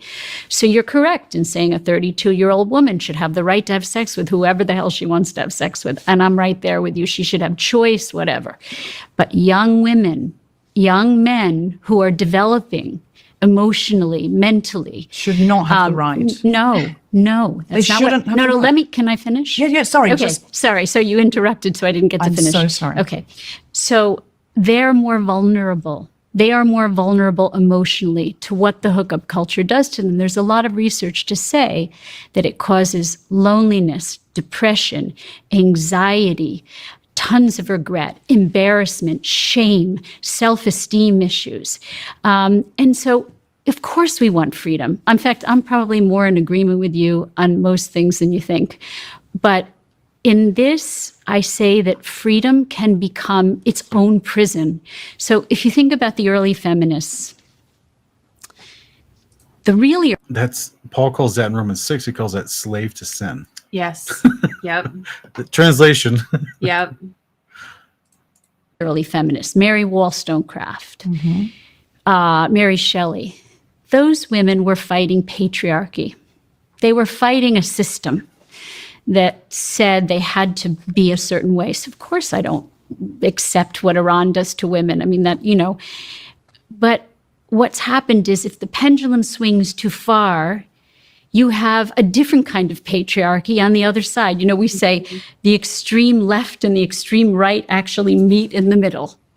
And so have we just we never want to take choice away. The idea of taking choice away from women to have sex with whoever they want to have sex with, that's not the point of this. It's, have we created a society which pressures young women in its own way to be promiscuous, to have lots of experiences? It's not all glorious, freedom. It is glorious, but it's also not all glorious. And it can be a pressure on young people to get rid of their virginity, to have lots of sexual experiences. And it's not all it's cracked up to be for them. It really isn't. In terms of their mental health, again, they are more, we say, 9 to 25, really 27 in young men, is the second critical period of brain development, where they are very susceptible to their relational experiences and their environment. And so in that period of development, which is mostly what we use the term hookup culture for, it's in that very young developmental period. It's not just in college, it's throughout their 20s, until that woman becomes 32. That's a very vulnerable brain. And so we have created a culture that confuses that brain, that offers too many choices, that pressures them into having multiple partners and many experiences, and leaves them feeling empty and lonely. Can I just say, though, again to the time traveler piece, I did not, you recommend, Louise, because I heard you talking on this podcast before, that people don't have sex till they're engaged. But if you're engaged, the next step is marriage. So presumably you're going to marry that person, i.e. you're going to sleep with, the first person you sleep with, if you take that advice, is your partner. So oh my gosh. How controversial. It's crazy. I thought she was going to say, the first person you sleep with will be for the rest of your life. I thought that's where she was going, but it's just as bad. Yeah. That have one sexual partner for life. Yeah. Saying that, that's the first person you sleep with is someone you're engaged to. Oh, look, and again, married to. This is also not biblical. Wait till you're engaged, which is crazy that these feminists on this side have to try and make concession for the feminists on that side. Okay, well, don't wait till you're married, but wait till you're engaged. It's crazy. I do not recommend that, ideally, because I came from a religion where that was the only option. And because I didn't meet anybody, I atrophied. I had no intimacy.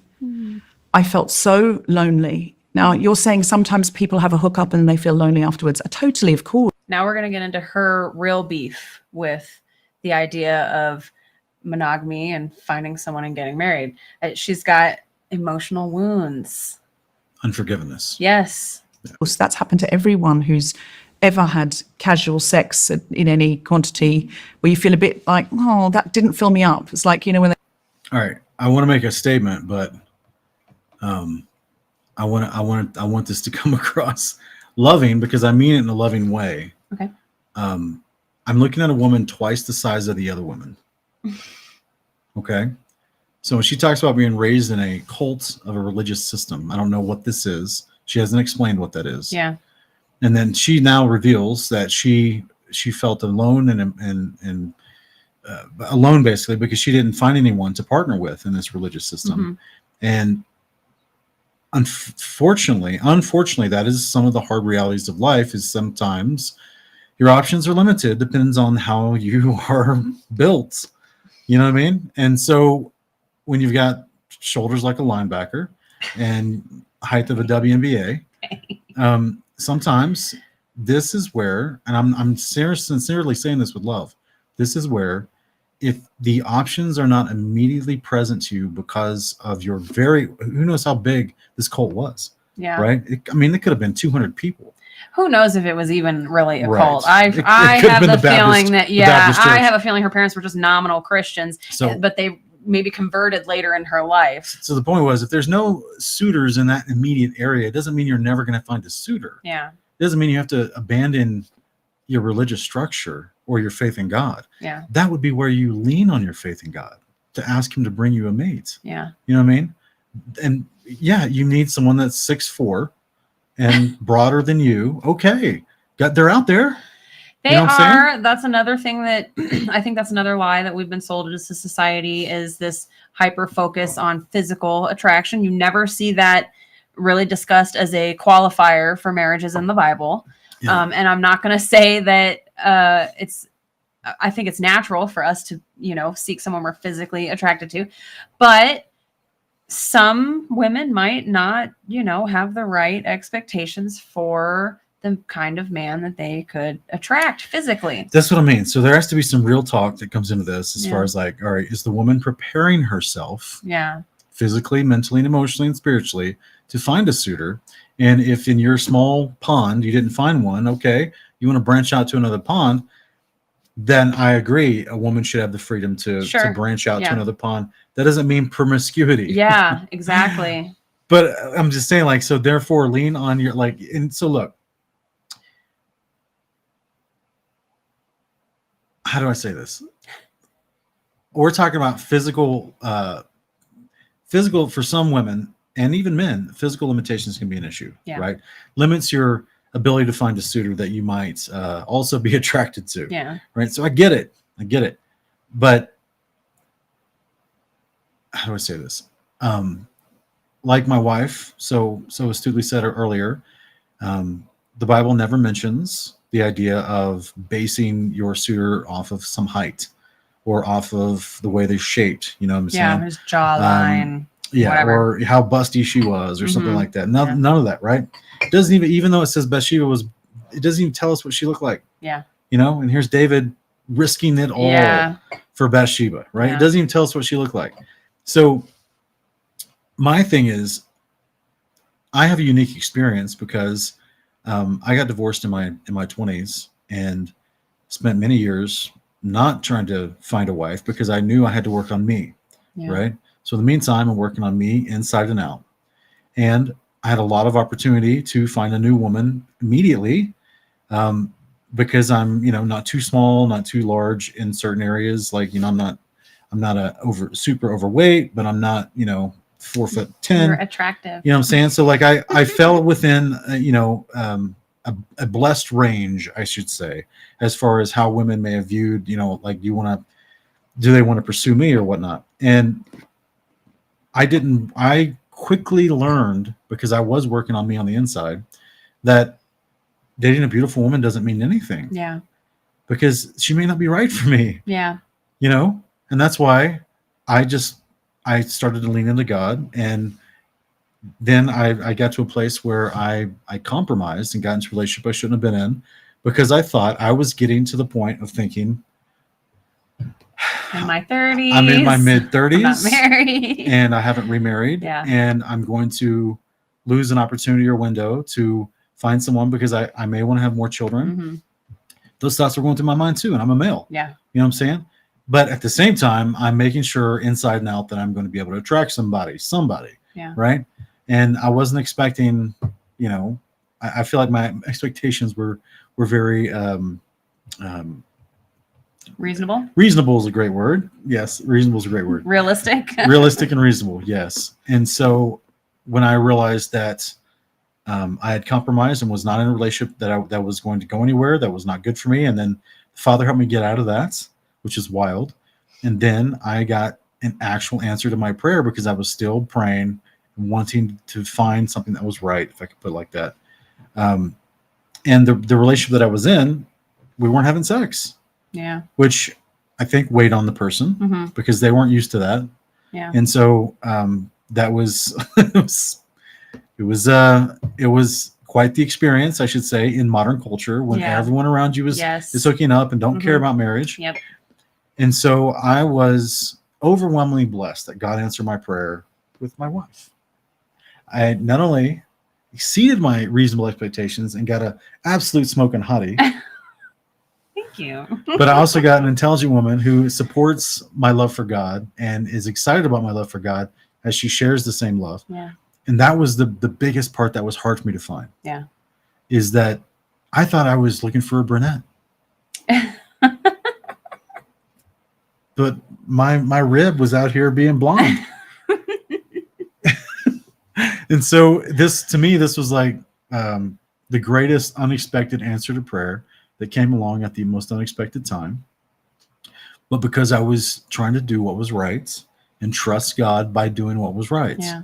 And therefore, you know, I think it really paid off, in my opinion. But it seems as if this lady, and my heart goes out to her, but it seems as if she got to a certain point in her life, but because she didn't have God in her life, Yeah. she reverts into what society is telling her, which is, Yeah. oh, well, maybe you're not meant to find a mate. Yeah. Maybe you should just go out and randomly engage in all Yeah. this physical pleasure. Yeah. Be free. Which essentially is like its own drug to numb her Yes. from the pain of the loneliness of not Yes. finding a mate. Yes. Yeah. Yeah. Yeah, it's really sad. They say you go and have a Chinese meal and you feel hungry half an hour later and you were wanting more. There is no utopia here. There's only options. And what happened to me, because I had no option, I had no autonomy, I became more and more atrophied, more and more lonely, more and more empty, more and more disconnected from myself. To this day, I struggle with that. I struggle with intimacy, with because we were in such a culture of, Even though you got to spend the latter half of your 20s just going wild and finding yourself. I mean, she just sung the praises of the foundation of your personality and who you are. Your soul is based on your ability to go have a whole bunch of meaningless sex.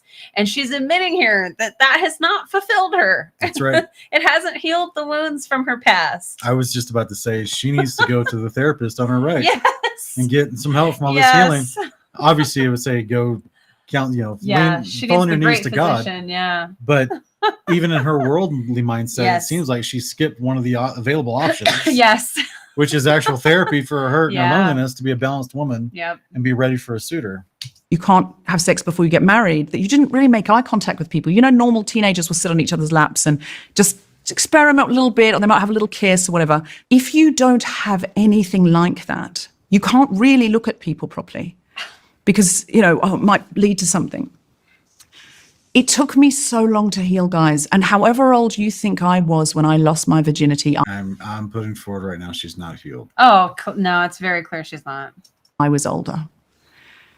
And it was tough because if you're losing your virginity very late, the person you're losing it with has had a more regular, healthy, in my opinion, sexual development. They've had their first girlfriend or boyfriend. They've experienced a few things. It's still hard for me to say what I want. So I don't recommend the other thing either, which is don't have sex with anyone until you're ready to prepared at least to marry them. I've got a graph here that somewhat dovetails into this conversation about when you should have sex and also marriage as a subject. And it shows that from the 1970s, roughly women would get married at about 21 years old. And now, this graph will be on the screen, it's about 30. Men used to get married at around 23 years old, and now it's just over 30, which is a pretty crazy climb.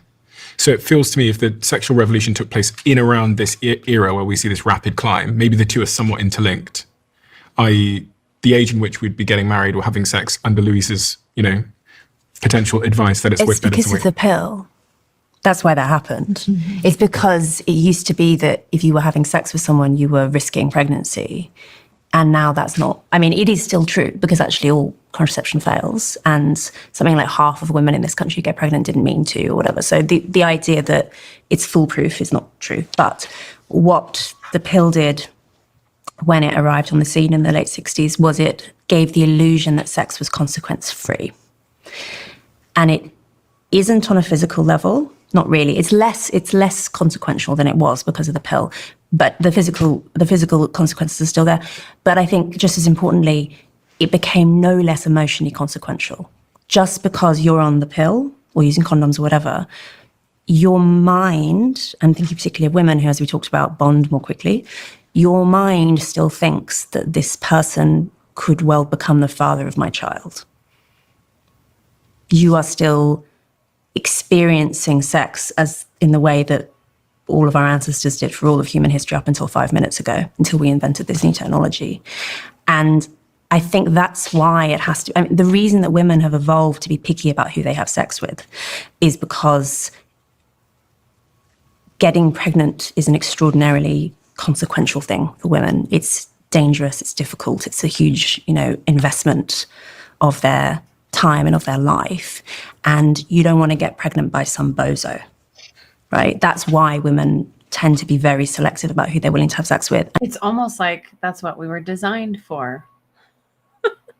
It's almost like that's like literally in our DNA to be picky about it because our bodies know that the natural consequence of sex is children. It's crazy. And feel really bad. And I've got to say, I'm leaving aside words like sacred, because they're obviously difficult because of the religious implications.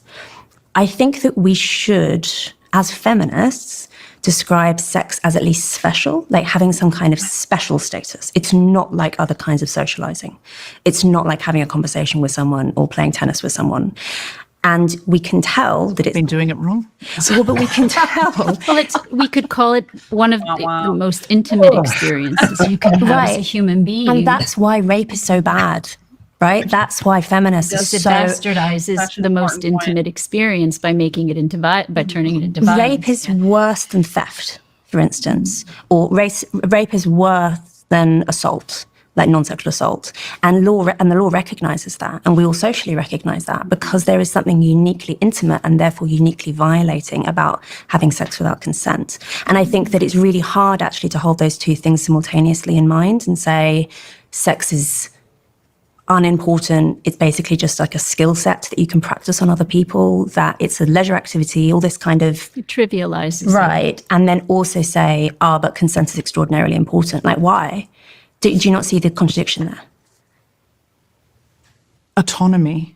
If I want it, if I want somebody, especially penetrative sex, you're talking about rape, you're talking about penetrative sex, there's nothing worse than somebody inside your body violating your actual insides. Nothing worse than that.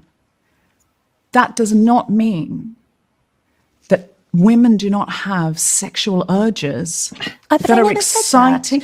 No, I'm finished sentence. I wasn't allowed to interrupt. That women don't have sexual urges that are just about attraction and a moment and fun and play. Play is so important. Isn't that an interesting use of that word, huh?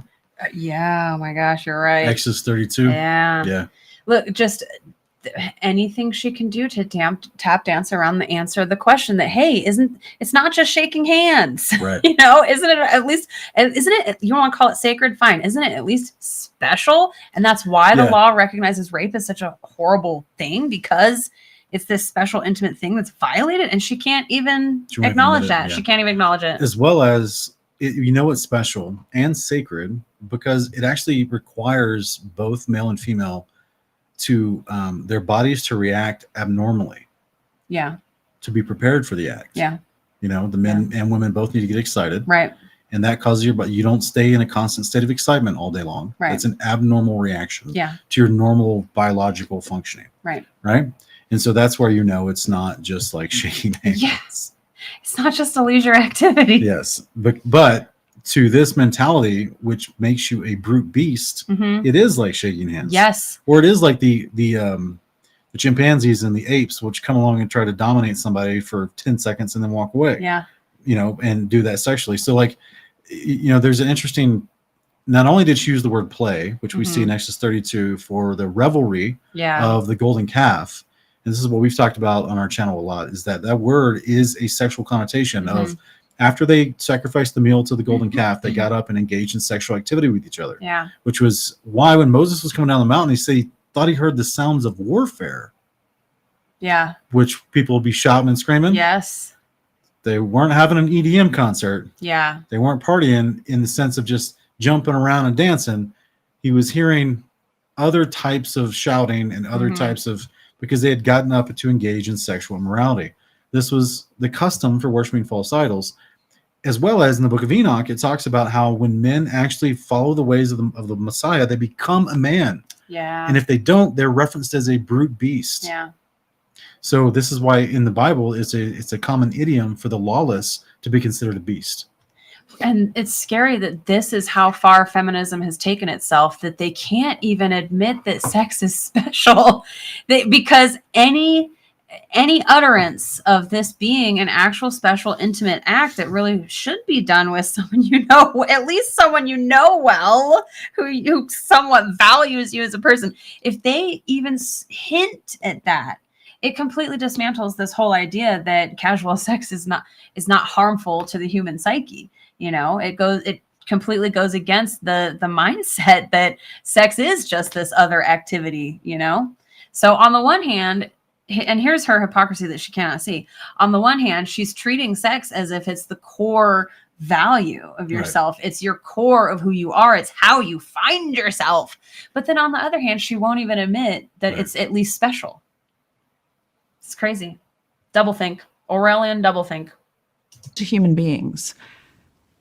When I left that cult, it took me a long time and a number of different sexual experiences to find out what kind of sexuality I even had. So her beef with traditional values and her support for sexual revolution comes directly from her emotional trauma. Yes. Or whatever kind of trauma she experienced in some sort of what she calls a cult that was supposedly hyper sexually repressive.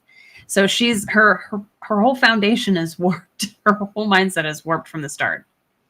You can't necessarily find it with the first person you meet. They may not be sexually compatible with you. And you may not know how to communicate well with them and end up having a life of very boring missionary position sex. If you encourage young people just to have sex with the first person they meet and stay with that person, which I'm not saying you're saying, but I know we stopped it a lot, I know, but this lady is, like you said in the beginning, there's no nuance to anything she says. Yeah. Why are you not sexually compatible? She talked about not only communication and not just during sex, but communication before the sex. Yeah. Communication, like my wife and I are still learning how to communicate with each other so that we maintain a loving and pleasant attitude, and then the sex becomes natural and not scheduled or not forced or not, what I'm saying? We try to foster with each other the actual warmth from which a intimacy would derive, and not just a situation of, oh, well, it's time to do this, or, what I'm saying? Like it's, so the communication to me is like a big deal way before you get to the part where your clothes are being taken off. Yeah. You're leading up to making each other feel comfortable, wanted, loved, respected, that building intimacy before you physically act it out. Exactly. You know what I mean? And that's where I think that she's not even talking about any of this stuff. She's not even thinking along those lines. No. She's too worried about the BDSM and the kink of sexuality versus actually just having a partner who, oh, you married someone you're not sexually compatible with? Why? Yeah. Well, how are you defining sexual compatibility? Yeah. And is it based on what? On what has led you to have your preferences when it comes to sex before you got to that relationship? What's been in your life? What have you been molding in your mind? Yeah. What do you know, did they mention porn at any point in this conversation? I think they get into it a bit later, a little bit. I'm not sure they really go deep into it, but that's another factor that is a valid part of the discussion that, you know, that does matter. And again, go ahead. Sorry. And for women, we all know porn is not just visual. That literally the largest category of books in bookstores, the ones that are still left, the brick and mortar bookstores, is the romance section for women. And much of that is explicitly pinned or typed out pornography. And it's like, but yet no one seems to bat an eye because the front covers doesn't show nudity. Yeah. You know, it's just a burly man and a lady in a tight dress or something, you know, and in a romantic position. But there's some of the most graphic pornography scenes written in those books that women consume in mass. And they just, I just like romance novels. You're putting porn into your eyes by reading it and imagining it, which actually, in my opinion, can be much more emotionally anchoring than actual visually. It's a possibility. Because it's now becoming a part of your imagination to the point where, as opposed to you being shown what you need to be thinking about, you're actually thinking about it and constructing it and imagining it from the description that you're reading, which is very limited. It can't show you all the details that a picture can, so you have to make up the rest. Therefore, you're more actively engaged. And yes, men should not read these types of books either. I'm not trying to single out a certain I hear you. male or female. I'm just saying, like, this is where, is this lady have a large romance gallery in her home library? Yeah, you know what I'm saying? I don't know. She maybe say, oh, well, I've never been to a pornography website.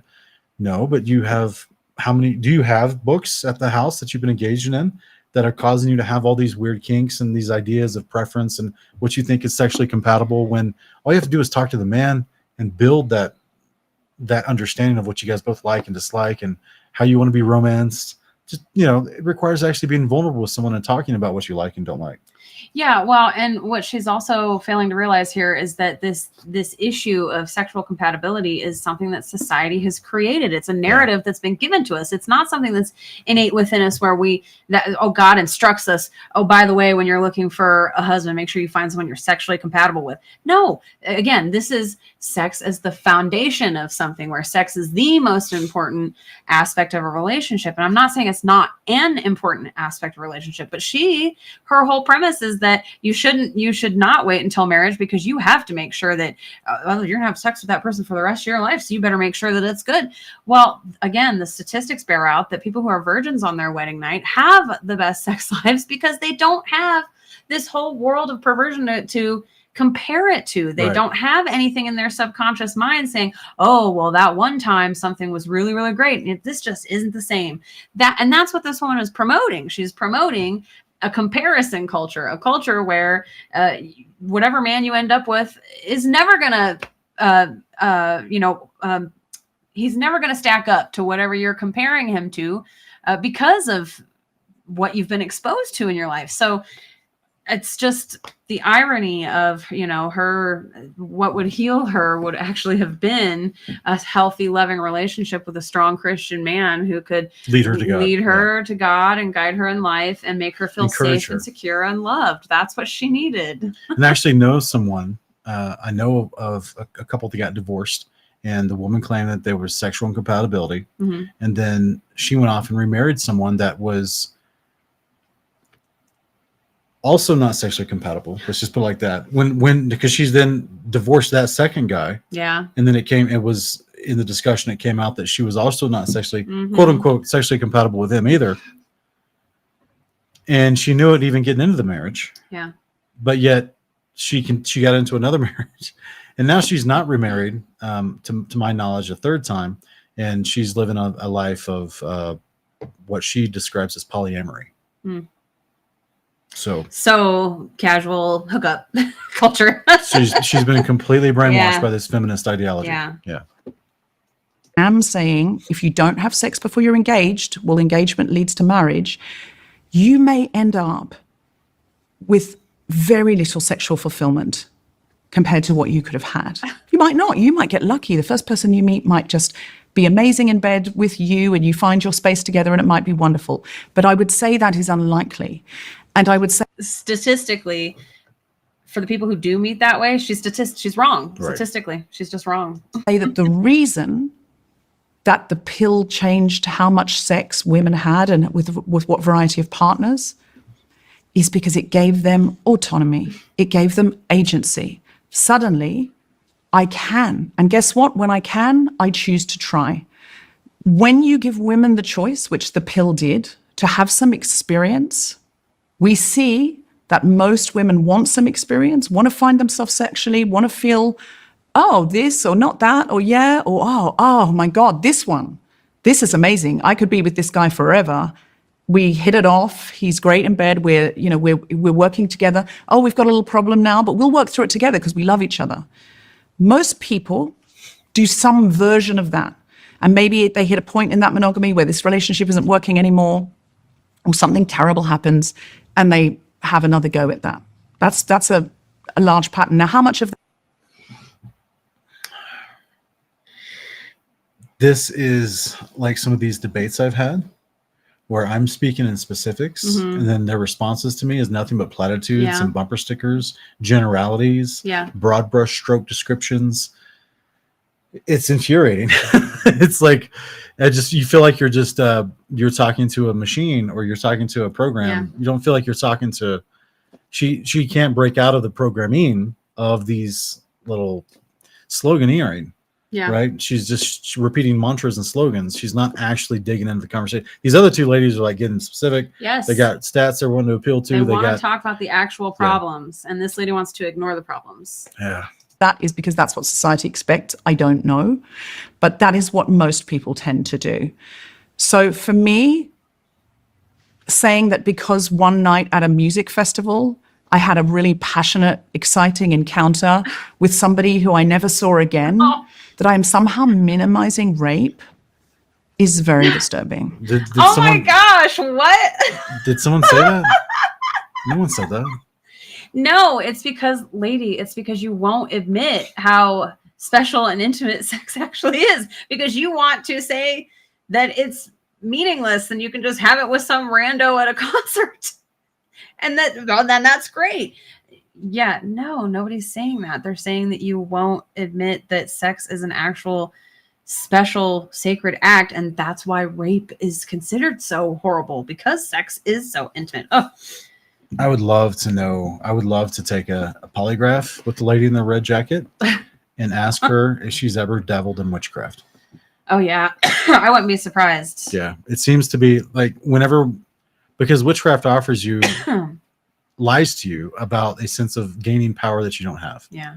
And she seems to be the prime target demographic for the unclean spirits to go after her with appealing to witchcraft, and I just wonder if, but we'll never be able to do that. Yeah. Minimizing rape is very disturbing. Can I just interject and just say that you're right in turning to me and saying I didn't mean that you have to marry your first partner, but there's something very important about the emotional connection. And that's coming from maybe me being a therapist and knowing and seeing the pain that the young people who come to me are in when there's no emotional connection and they give their bodies over. By the way, young men too. I think it's shifting, actually. It's interesting what I'm seeing in my practice. Young men are more vulnerable than women now. Women have taken on the role that young men used to have emotionally. And so, women have all these choices, and now they're leaving young men in the dust, and the young men are feeling lonely, and, they have sex with a girl and they want to date her, and she says, no, I'm sleeping with 5 guys at the same time. And these are kids in their 20s. But sex is better with emotional connection.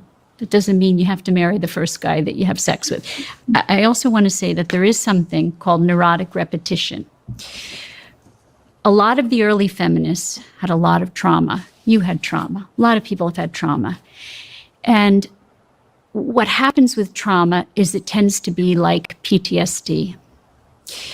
if we have disconnection early on, or abuse, or violence against us, attachment disorders, as I've talked about in your other podcasts, when you're very young, it gets reenacted and repeated throughout your life over and over and over and over again. So interestingly, the early feminists were mostly traumatized women. If you look at the histories of them, they had physically abusive fathers, alcoholic fathers. They had I feel like we see the same thing with the gay community. Yes. Yeah. I Which know. is something that the media won't talk about, though, is the percentage No. of abuse. Oh yeah, no, and the statistics are clear. There was a really great doctor named Dr. Nicolosi. I wish I could remember his first name. I saw some of his lectures years ago. I think he's passed away, but he specialized in therapy for people who wanted to repent of homosexuality and people who wanted to be freed of that attraction. And from his studies, it was like 98% of people, both male and female, who end up in that, on that spectrum, had sexual trauma in their childhood. So it's true. Yeah. I can say that after the trauma that I went through with my ex, I definitely went through a period of time where I felt hatred for all men, and like fear of all men and distrust of all men. And my feminist mindset at the time just bolstered that indignation and anger. So it makes actually a lot of sense if early feminist leaders were traumatized women who had a fear of men. Yeah, I can see that. Who raped them, they had, terrible, even their mothers too. Just really abusive parents, but mostly the men in their life were horrible. And so a lot of this whole experience depends on where you come from and what you had. If you've had good models, it's why I sort of talk about, I'm writing a book about divorce. Why am I writing a book about divorce if I believe in relationships? Because divorce is going to happen and we need to help parents to know how to raise healthy children in spite of it. But relationships matter. They matter in the raising of children. So when we have a disconnected society where we say relationships don't matter, just sex matters. Sex, sex, sex. Of course sex matters. But what I say to young people is sex is a very small part of a relationship. It really is, because in the beginning it's hot, hot, hot. And then as you get to know each other and you have the daily comings and goings of life, it's the friendship, it's the connection, it's the companionship, it's the relationship. But if you've had a lot of trauma, then you are not going to turn towards relationships, and you are not going to turn towards men. If men traumatized you and you saw a man abuse your mother, of course you're not going to want men in your life.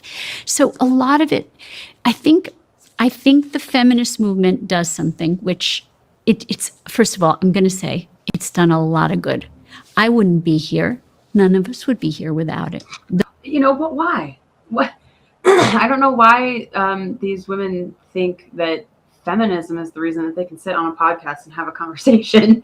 It's kind of like women, even back then, were having public conversations. There were the suffragist women and there were the anti-suffragist women. They were having a whole public conversation about women voting and what that meant for the family. And the women who opposed feminism and the suffragist movement, they had a voice. Was there some ancient law where women were restrained from becoming therapists?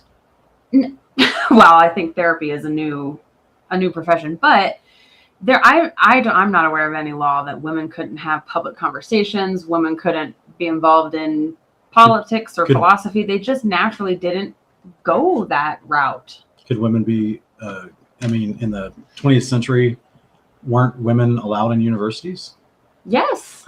Yes. Which is, I'm guessing, what's what I'm getting at. Like, she's a therapist. She got a degree to be in this position of her job. That's probably what she's meaning. Like, she got to the point of her career where she is, that she's now thanking feminism for. Yeah. But why? Because you didn't need feminism to do this. You could have still went to university and had this career 90 years ago. Yeah. Like, it's not, feminism didn't do this for you. No, it didn't. So I just find it funny that I feel like these two ladies understand that if they just outright say they're anti-feminism and they're pro-traditional family and traditional values, they just will get attacked, you know, and it is true. So I don't know. I mean, hopefully deep down in their hearts, they know it's not feminism that they have to thank for their success. It's their own determination. And if they have God in their lives, God.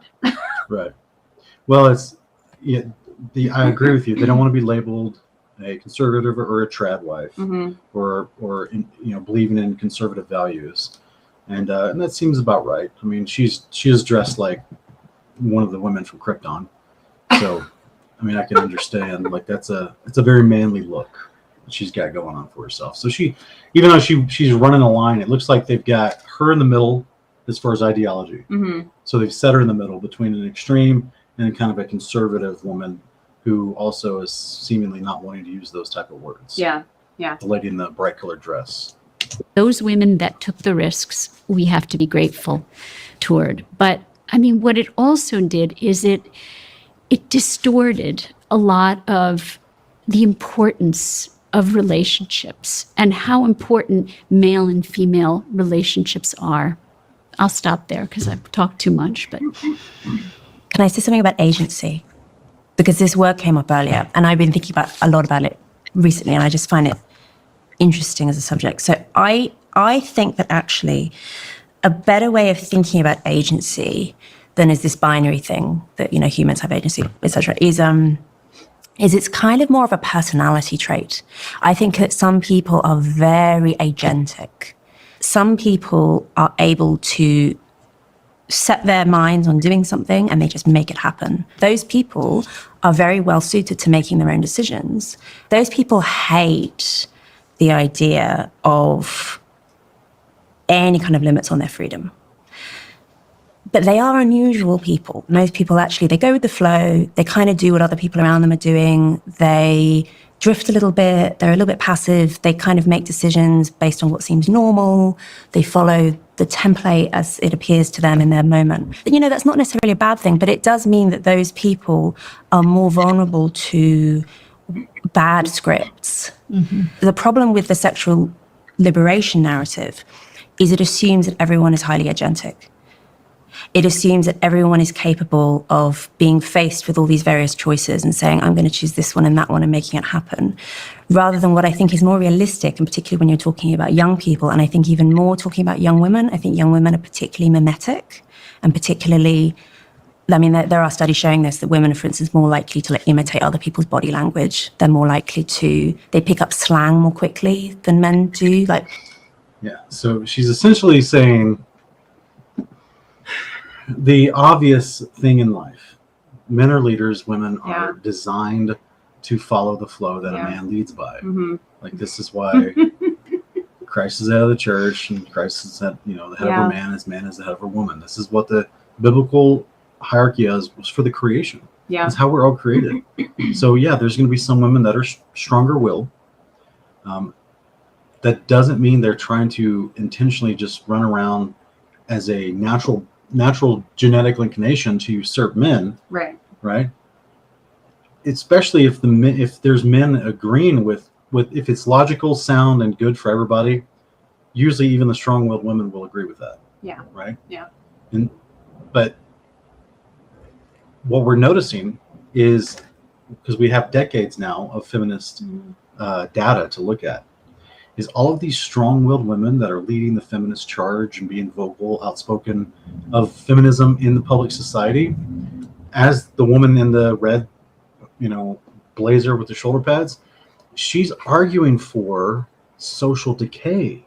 She's not being a vocal proponent of something that's good for society and good for families. She's arguing for hedonism.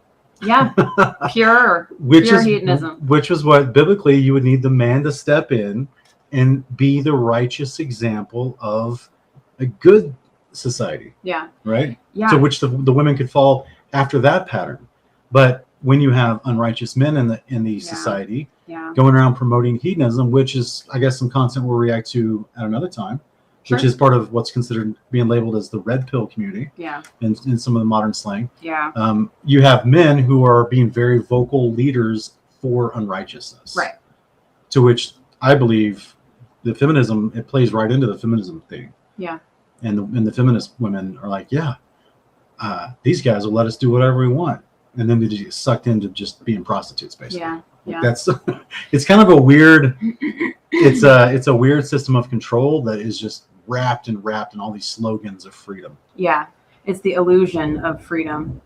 Well, and if you look back to the history of it and the starting point of this movement, quote unquote, I think it's the problem really was what you're saying, is that the problem starts with the unrighteous men, and then everything flows from that. So Sean is not the type of guy who's going to say this is all women's problem and they just need to figure it out. Sean agrees that since men are the head and women are designed to follow that lead, the men are supposed to be acting righteously. And when they're not, that's when chaos can ensue. Because I think back then, probably a lot of what was going on was actually, abuse of that, the verse, the famous verse from the Bible that women are to submit to their husbands. So when you have an unrighteous man demanding that a woman submit to him, and he's not gentle in that leading, he's not kind, he's violent or sinful, a drunk, a drunkard, doesn't work, whatever. That is not the kind of, a woman cannot easily submit to a man like that. If men were walking around being righteous and truly treating women as Christ would treat them, every wife in the whole world would submit to her husband, because she'd have no problem with it, because she'd be feeling loved as Christ loves the church. She'd be able to feel secure and rest in trusting that her husband's making right decisions.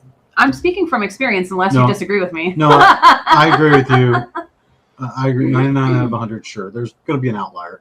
Like we see Hosea's wife was the outlier. Exactly. Well, that was a whole situation God sent Hosea into, knowing that woman Hosea wasn't with a God. But obviously that's not the world we live in. I mean, we don't live in a perfect world. And all I'm saying is the answer back then wasn't feminism. It wasn't women having some kind of liberation to not have society judge them for being sluts anymore. Like, that really seems what feminism has boiled down to at this point, that women want the right to be promiscuous and not be judged by society for it. Yeah, the sense of morality, or the category of morality that the lady in the red overcoat thing, the red, what's it called, a blazer? What's she wearing? Think blazer, maybe. Whatever. The red shirt. The red shirt lady. She's the only category of morality she's even arguing for is based on sex. Yeah. She hasn't argued for any other type of virtue at this point. Yeah. It's all about sex for her. It's pretty obvious. Young women are very socially attuned, like more than any other group. They're very alive to what's high status and low status, and like keen to imitate it. You also see this with fashion, all sorts of things, right? I think to just say to those young women, good news, you can choose anything you want. You can do anything you want. Obviously, if you are highly agentic, I think you mentioned, Deborah, young people who are just like, no, I'm not into this, off the apps, not doing it. They're highly agentic. That's very impressive, but it's rare. Like, most people actually are basically going to do what their peers do. And so that's why I think just saying, give everyone choice and kind of close the lid and say, good luck, I think that doesn't work. I think that actually we need to be a bit more prescriptive. Women. You mean like parents? I know. It's hilarious that they have to find this new language to describe parents. Because as another result partially of feminism, now we have all these people growing up in all these broken homes. Yeah, it's true. Which we know statistically leads to all kinds of issues. It does. I was a latchkey kid. Yeah. Were less agentic before the sexual revolution. Overall, as a population, we are more agentic now. We have more agency, and we flex that agency more frequently. Show me the stats. Quit just talking in generalities. Yeah. What are you talking about? If you are worried that young women seem to you to be mimetic, i.e. influenced by their peer group, then we need education for what's happening in that peer group. I don't disagree with you that thinking about intimacy, thinking about, do I really want to do this with my body? Do I want to let this boy touch me here or there, or this girl, do this or that with me or whatever? Of course. But that's education, so they can have agency. And that's the discussions that the parents have. Ideally, the schools are having. We desperately. Always. It can't just be up to the parents. The government has to be involved in teaching your child about sex, babe. Parents are not capable. Yeah. For a lady who hates rules, Right. it's really funny that she just wants to jump to, the government needs to be. And I don't know anything about this lady, but I would love to have seen how she was acting in 2020.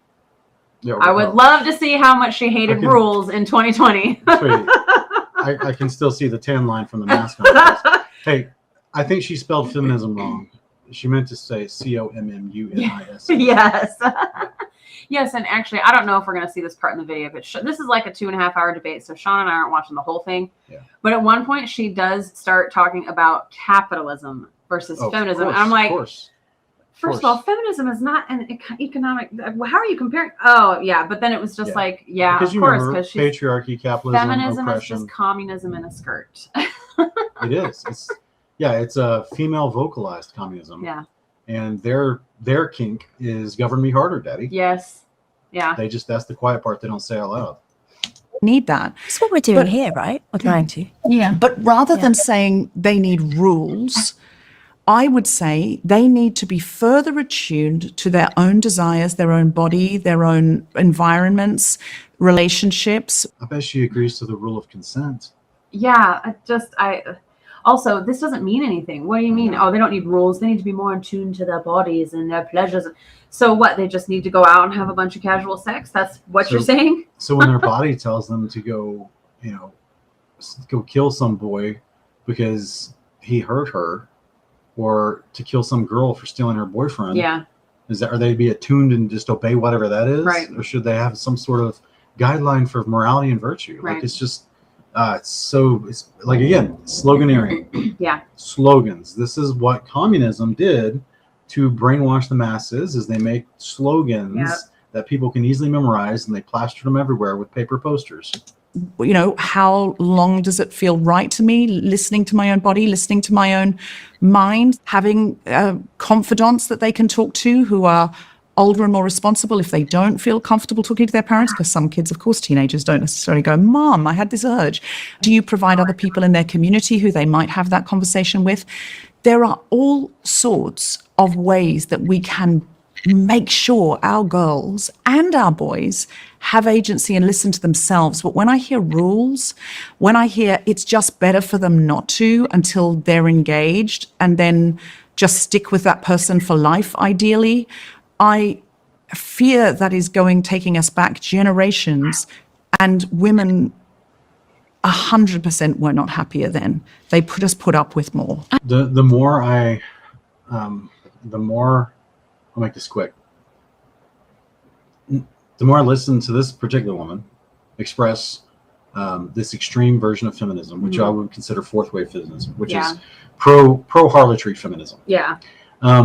The more I just want to cast a demon out of her. Yeah. The more I feel like I'm not. This cannot be her talking. Yeah. It's so. And if it's not a demon, destructive. If it's not a demon talking, it's her pain, it's her trauma, it's her hatred of men from whatever happened in her past. Yeah, it's a rough ideology. Yeah. 100% were not happier then. They put up with more. I do want to separate young people from what you were talking about, adult women. I want to separate them because they're not the same species. There's so much development going on in adolescence. And adolescence, as I said, goes on till 25. So by the time you're an adult woman, you are, for the most part, developed. By the time you get to 32, there's going to be stuff going on, but the major part of your personality and character development is pretty much set. And so that developing period is really more my concern. It's not that I'm not concerned about my older patients who come to me and talk about how free sex and, multiple partners makes them feel good. I would say, great, it's your choice. If that makes you feel good, wonderful. But in young people where they're developing, I agree with you that we need more education. I'm all for more education, but I'm for so we have so much sex education right now in schools, too much sex education, if you ask me. We're teaching 9-year-olds about anal sex. Yeah, she's saying education, but she needs to be saying indoctrination. Yeah, exactly. Because she even includes, she's including this whole aspect of removing the parent from the situation completely. And maybe they need to have someone who's older than them, who's more experienced, who they can confide in them if they can't confide in their parents. I mean, the whole thing is just Grooming. Disgusting grooming. Yeah. Teaching them about genital warts. That's not something a 9-year-old needs to know, in school. So, but I think we're not teaching them about emotional connection, about relationships, about family, about the arc of a life, that if you want to be single and you want to have multiple partners and you want to be free, that's your choice. I have no problem with that. But we're not teaching about the importance of connection and emotional connection and building families. And so what do we have? We have a bunch of young people out there who are having sex but feeling empty and lonely and depressed and anxious and not knowing why. Because we are teaching sex, but we're not teaching about connection. Can I also say, and I don't know that it's true that in the UK that we're teaching 9-year-olds about anal, by the way, but the thing that's lacking in sex education often here is pleasure.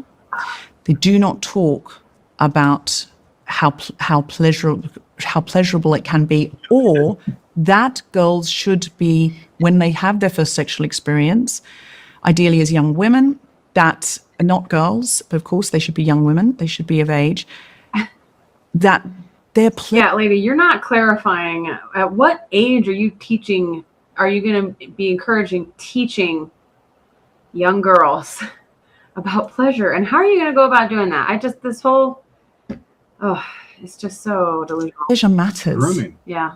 There's so many young women who at the first just go, I guess I have to do this, and he has to find pleasure in it. But learning what makes your own body feel pleasure is a wonderful, wonderful thing. Knowing that it can give you great intimacy and it can be a lifelong relationship partner and all So of that's those a things. 1950s idea. The 1950s were a time, I mean, nobody wants to go back to the 1950s. When the books that I write, people come up to me and they say, you want women to go back to being pregnant and barefoot in the kitchen. I'm like, what? No, we don't want to go back to the 50s, because women didn't have choice, and women didn't know about orgasm, and they didn't know about, that sex could be pleasurable. And so we don't want to. Well, who are these women? Women didn't know about orgasms in the 1950s. They didn't know sex could be pleasurable. I mean, so truly, women didn't understand sex could be pleasurable until what 1960s, and all of a sudden, cat's out of the bag. I mean, what? What? That's why I'm saying these other two women. I watched this and I felt so frustrated, because I was like, there's a narrow path here in the middle of you guys that's really the solution. Also just a common sense biological path that these seem to be ignoring. Like, what are you talking about? Who's this is the brainwashing, clearly. Now, this lady, for everyone as a reminder, is a therapist for young boys and girls. Well, so that's look, she's way better than she is, a lot of other ones. Hey, but that's her mindset. But yeah. She's still steeped in feminism. Yeah. To think that somehow, some way, women before 1960 didn't understand sexual pleasure. That's just nuts. What are you talking about? Go back. We want to move forward. We want to take the best of, the highlights of the past, and not leave all of the good parts of the past behind. And take the good parts of the feminist movement too, but there's a lot of it that's not so good. And I'm going to agree with Louise that there are so many young women and older women, but let's just say young women. Don't point at me and say older women. No, I'm old too. Older, over 32. I'll admit to over 32, Erica, and that's all I can give you. But that's all we're doing. That's all we're doing. You're older than 25. There are so many young women who are looking to understand the secret sauce. What is going to make them the happiest? I don't love the word happy, but I think our young people are so very unhappy. They have never been so unhappy. The statistics on mental illness and unhappiness and loneliness we have all the sexual freedom. Should we talk about prescription drugs in this conversation? Oh, here? yeah. I mean, that's a whole nother of which thing. I'm sure she prescribes, being a psychotherapist. No. Therapists don't, just so you understand, therapists don't prescribe any drugs. It's psychiatrists who prescribe drugs. What level of psychotherapy does she do? She's not a psychiatrist. Psychiatry is drugs. Psychotherapy is therapy. It's talk. Do you ever go to a psychiatrist to discuss your problems, to which they then prescribe you drugs? Yes, but it's focused on getting on the drugs. You don't go talk to a psychiatrist about actually working your problems out without the drugs. So ideally a therapist would be all the things that the drugs don't do. So no, but that's the thing. There is all this, you're right, there's all this nuance to what she's talking about that she doesn't necessarily bring up herself. So We have the top all of these sexual revolution. So feminist ideals, and yet young women are so very unhappy. I think we've got a causation correlation problem there. Do you remember reading that recently about how they're doing new studies determining that birth control does major damage to women? Yes. Mentally, emotionally, it's causing hormone disruptors. yes, I made a whole post about it because I learned that birth control can change your whole entire scent. So also it can change how you're smelling pheromones from men, because a lot of us forget that that's a huge part of attraction in human behavior is actually our pheromones, what scent we're putting off and what scents we pick up. And birth control can change what kind of scent a woman is attracted to. It actually can change a woman's attraction to her partner long term. So she can become, because of birth control, yes, she can become unattractive to her husband over the years because of the hormonal changes in her birth control. Wow. So that was one thing I was like, oh my gosh, and the statistics on divorce are staggering. And we know that women are the ones initiating divorces the most. And I think there's a lot of nuance to that statistic personally myself, but that can be, I realized like, oh my gosh, like this could be a huge factor in women all of a sudden after I love him, but I'm not in love with him anymore. That kind of thing that starts to happen with some of these women later in their marriages that seems to be random, but it might not be random. It might be because of your hormonal birth control. That's wild. Yeah. You remember when I bought that different deodorant and you noticed I smelled weird? Do you remember? You were like, you said something about you smell like. You got a deodorant that was kind of more on the fruity end. Is that what happened? Well, I was like, it was supposed to be like green tea and some other mixture. But it smelled scents. more. It did not smell manly. But you thought it smelled like a woman's medication. Oh, that's right. Yes. And you were like, you were holding on to this for a week or so, or 2 days, or you were like suspicious of me. Yeah, ladies, there's a cream out there that I shall not name, but you all probably know. It has a smell to it. And it was his deodorant had this smell to it. I was like, what did you? You thought I was like engaging with some extracurricular ladies. No, I didn't. Of course I didn't. I would never think that. So since then I've bought some very musky, manly scents. But yes, yeah. Because again, we're trying to find deodorant that doesn't also isn't harmful to you. Yeah. And that's another thing as far as like what you're putting on yourselves, because they put the fake scent inside the deodorant, but is the deodorant itself harmful to your glands and everything? Right. So I was trying to do some very natural stuff, and apparently it caused her to like raise an eyebrow, like, why you smell like a woman? It was a specific kind of smell that females know. Yeah. So had to switch deodorants very quickly. Gosh, I forgot about that. Because I can't smell anything, guys. I don't know what's going on. My son can smear poop on the bed right next to my head, as he did two mornings ago. And he's just sleeping away. I'm just sleeping, snoring away. Our little boy had woken up early and decided to take off his diaper, and start just grabbing it and sharing it around the room. Yeah, he was telling you. He was saying, yucky, yucky. I didn't smell anything. I don't know what's going on. Adventures in Toddlerland. I think the world is not well. We are really looking down the barrel of climate. It infuriates me that this one wants to be like causation. Causation does not mean correlation, or correlation is not causation. Whatever the saying is. This lady's got to have like 12 jabs. Climate change, land wars, cost of living is out of control. Young people will never own a home unless their parents give them an enormous amount of money. There are so many factors feeding into the unhappiness of people of all ages, and young people look at this long future and go, what is this going to be for me? I think to blame feminism for that is misguided. It's a piece of the puzzle. And remember that my lens is a lens of seeing patients who come to me for relational issues. So therefore, you've got a biased set of information. The people that are unhappy with their relationships come to you. Yes, everything's a piece of the puzzle, but if it wasn't this, it would be that.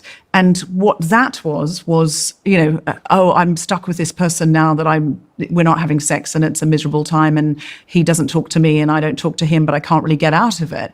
Human beings find ways to be dissatisfied with their lot in life. Somebody who we look at and go, my God, they're so fortunate, they've got everything they want, is probably one of the unhappiest people you know, because they're going, is this all there is? That's why often you'll see like a rock star or a movie star get absolutely everything they want and they have to go up a mountain to talk to a guru, because they're like, well, I was hoping that I'd be super successful and wealthy and, have all this choice. And now I've got that and I'm still not happy. And the idea that we can look at unhappiness with what is... It's almost like they were created to have a relationship with their creator. Yeah. And since they're not seeking that, they're not seeking his kingdom and his righteousness. Yeah.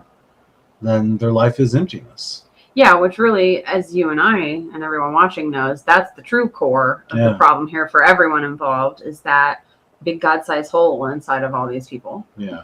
So that they're filling with casual sex and drugs and hedonism, And then wondering why they're still quote unquote unhappy. Yeah. Yeah. Here, and then say, if this wasn't here, but that was here. You remember Jesus in John 13, he says that he's telling his disciples that the Son of Man did not come to be served, but to serve. Mm-hmm. The greatest in the kingdom of heaven will be a servant. Right. And then later in John 15, he says, I've kept my Father's commandments and my joy is complete.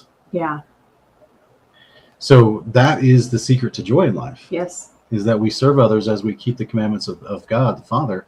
And that is like, what's the meaning of life? There you go. It's right there. I tell you, have fulfillment and joy in this life. Yeah. As you serve others, as you keep the commandments of God, which means you have to, trust God will reward those who believe in him and who serve him, And so this, of course, this concept of feminism, like you brought out several minutes ago in the video, it's all about me. Yeah. It's all about an inward focus. It's not an outward focus to serve others in love and walk in the commandments and discipline and faith. It's more of a, what can I do to give me a dopamine rush right now? Yes, and I think feminism has fanned the flames of that within women, specifically in this topic of motherhood and being wives, because there are so many women out there who get the blessing of being stay-at-home wives and mothers, and because they're so brainwashed to think me, and not think this is a life of self-sacrifice that you enter into, both with marriage and with having children. While it's wonderful that marriage also serves the purpose of bringing us joy and making us happy, that's not the sole purpose of marriage. And so there's all these women sitting in their homes thinking me. I don't have enough me time. I can't be who I truly want to be. I want to be more than just a mother, quote unquote. When for all of human history up until the last 100 years, what women were told was the truth, that is the most amazing thing you can do with your life, is have a family and raise your children and sacrifice your life for your family. And that's a beautiful, wonderful thing. That's why all the women in the Bible, that's all they could talk about is having babies and how to have babies. And if I'm not having a baby, God, please bring me a baby. Like, none of us look at the women in the Bible and look down on them for aspiring to be wives and mothers in life. Yeah. Just wives and mothers. So I think that this epidemic of unhappiness absolutely can be blamed partially, because there's a lot of nuance involved, but partially, in a big part, on this feminist narrative that it's just motherhood. It's just being a stay-at-home wife. Don't you get bored? Don't you need a hobby? Don't you want a side hustle? Don't you want to go out with your girlfriends? Like, just all these things about me. It's very much like the serpent in the garden. Yes. Telling Eve, oh, it's not that you'll die. It's because then you will know the difference between good and evil. You'll be like one of us, one of the gods. So that's where it's that tease of, which is a lie, of something's being restrained from you. Exactly. Something's being held back Yes, from you. exactly. You're being held back from more. Mhm. There's more out there that Yep. you're not being allowed to experience. Yep. And so that's where, meanwhile, they had it good. Yes. Adam and Eve had everything they needed. Yeah. And they had closeness Comparatively. with the Father because they were being obedient. But the Mhm. moment that they gave into the lie, that there's something more Yep. that's unseen and, reaching, like Ecclesiastes calls it, a grasping at the wind.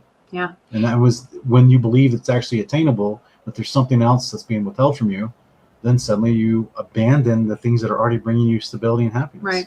And it's the same tactic of vagueness. Mhm. It's the serpent didn't tell Eve exactly what they would know and why that would be better than the life they had now. Yeah. He just dangled the carrot. Nor did he tell them that you'll be kicked out of the garden. Exactly. Yeah. He just dangled the carrot. And that's what this lady is using, that same kind of language where she's not giving concrete definitions of anything. She's not saying, well, what do you mean when you say there needs to be more education? What does that look like? What do you mean? And that's how the serpent was. It wasn't clear. It was just that little carrot that was dangled. Yep. Saying people would be blissfully happy doesn't bear out with history. So I actually think what does bear out is that human beings universally, from birth, crave security. We know that. They crave safety and security and stability from birth. And we don't teach that. We say just be impulsive, be in the moment. And I think that's a lot of what's causing the unhappiness, is that we don't help educate and strategize what a good life means to you. Now, maybe for you, a good life is just being free and, having a great career. And I have no problem with that. I'm the first. Here's the crazy part. The sense of adventure, which is what she's talking about, being free and being impulsive, and it's a sense of adventure. And I believe men and women both feel this. And I think some men feel this more than women. Sure. But you get that when you follow God. I promise you. He will give you ample opportunities to scratch that itch of adventure Yeah. by asking you to do something. Yeah. just wait. Just wait till he asks you to do something, Yep. and he will get your adrenaline rushing, because it's going to take courage. It's going to take bravery to follow what he asks for you to do. And this is the amazing, we see tons of examples in Scripture. Yeah. Right? Take all these people out of a nation that wants to kill them, walk them overnight to the edge of the water, and have them stare at the water and stay there for a minute. Why are we staying here for a minute? Oh, because we're going to give time for the army that wants to kill us to catch up to us, so that we can have them in our rearview mirror. And then God's going to open this sea in front of you and let you walk through on dry land, which in itself is its own adventure. Yeah. In addition to the peril that you see coming after you, that's being restrained by the fire cloud, the whole concept, that's just one, obviously, but there's a ton of moments in Scripture where men whom wanted to serve God, they definitely got their adventure. Yeah. And sometimes when they were running from God, like Jonah, Yeah, that's true. he got his adventure for sure. So anyway, but that's what the devil also will tell you, that in addition, as a category of things being restrained from you, one would be, that your life's too boring. Yeah. Everything's structured and organized. You need to just break free from all the shackles of this society that's caused you stability and happiness, and go out there in the world, and share in the adventure of life and explore and be free. And basically it all equates. The average person is not Indiana Jones. Right. So what that turns into is they get drunk and have illicit sex. Yes, because they certainly don't have the money to go travel, No, because they're a single income household, Right. paying all their own bills. So yeah, it's just so it's so sad to watch people buy into the lie and then wonder why they're so miserable. Yeah, when I was younger, this is before my first marriage. So I met this girl and we were talking, and she said to me, we were talking before we even went on our first date, but we clearly had already communicated to each other, not with any physicality, but just with flirtation and words. Yeah. We already communicated to each other that we were going to go on a date. And she says, well, you've got to, she goes, I would love if a guy romanced me like this movie. And then she mentioned some movie. And I'm like, and I sat there and I thought to myself, first thing I thought was, I'm leaving as soon as possible. Second thing I thought was, you're delusional. And then the third thing I thought was that, you're living in some kind of fantasy land. Yes. And I had seen this mentality in growing up from other people that were adults in my life. And I was like, what is this? Yeah. And here I am, a young adult, seeing the same thing in a girl my age, a contemporary of my age, and seeing this also. And I'm sitting there going, she's going to be still thinking this when she's 45 or 50. Like these other adults that I knew that were thinking this, specifically women. And I thought to myself, and I didn't realize later they've been brainwashed. Like she did tell me how it was. They were brainwashed by movies. Yes. And this is the entertainment industry that gives them this sense of, oh, you need to be like this and go on this adventure, or have this man that you're romancing with that's going to take you on this emotional thrill ride. And that's where it's just like so many people fell for that, thinking that was life's great adventure, when really it's just walking with God. He'll bring you an incredible man.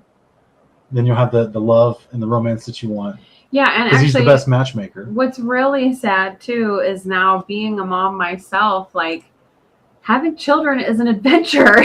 It's an adventure. It's challenging, but it is fun. I mean, all the love and all the moments that we get far outweigh the challenging moments. So the fact that, we're not preparing women for marriage and motherhood and encouraging them in this, that yes, it will be hard. It'll be one of the hardest things you ever do in your life, but it'll be one of the most rewarding things you ever do in your life, and if you do it right, you're going to have people who love you and care about you all the way to your deathbed, and personally having a grandfather who has died alone and a mother who might possibly die alone because, everybody, we're estranged, and she might be okay with that for now.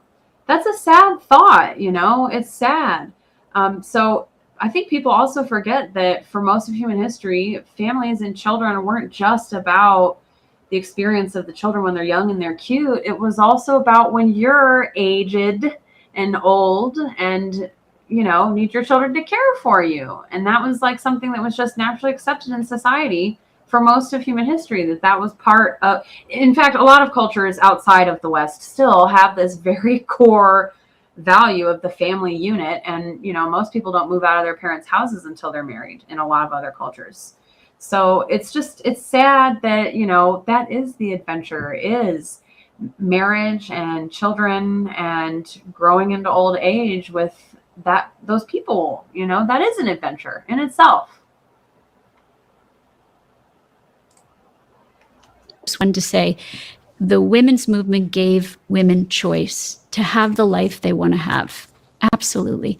I think there's a lot of women who feel bullied by this narrative of freedom. They feel bullied by it. And I hear it in my practice. I see it online on my, my Instagram following and people writing. And you're right. I have a particular lens, so people may come to me because of that. But what I will say is that the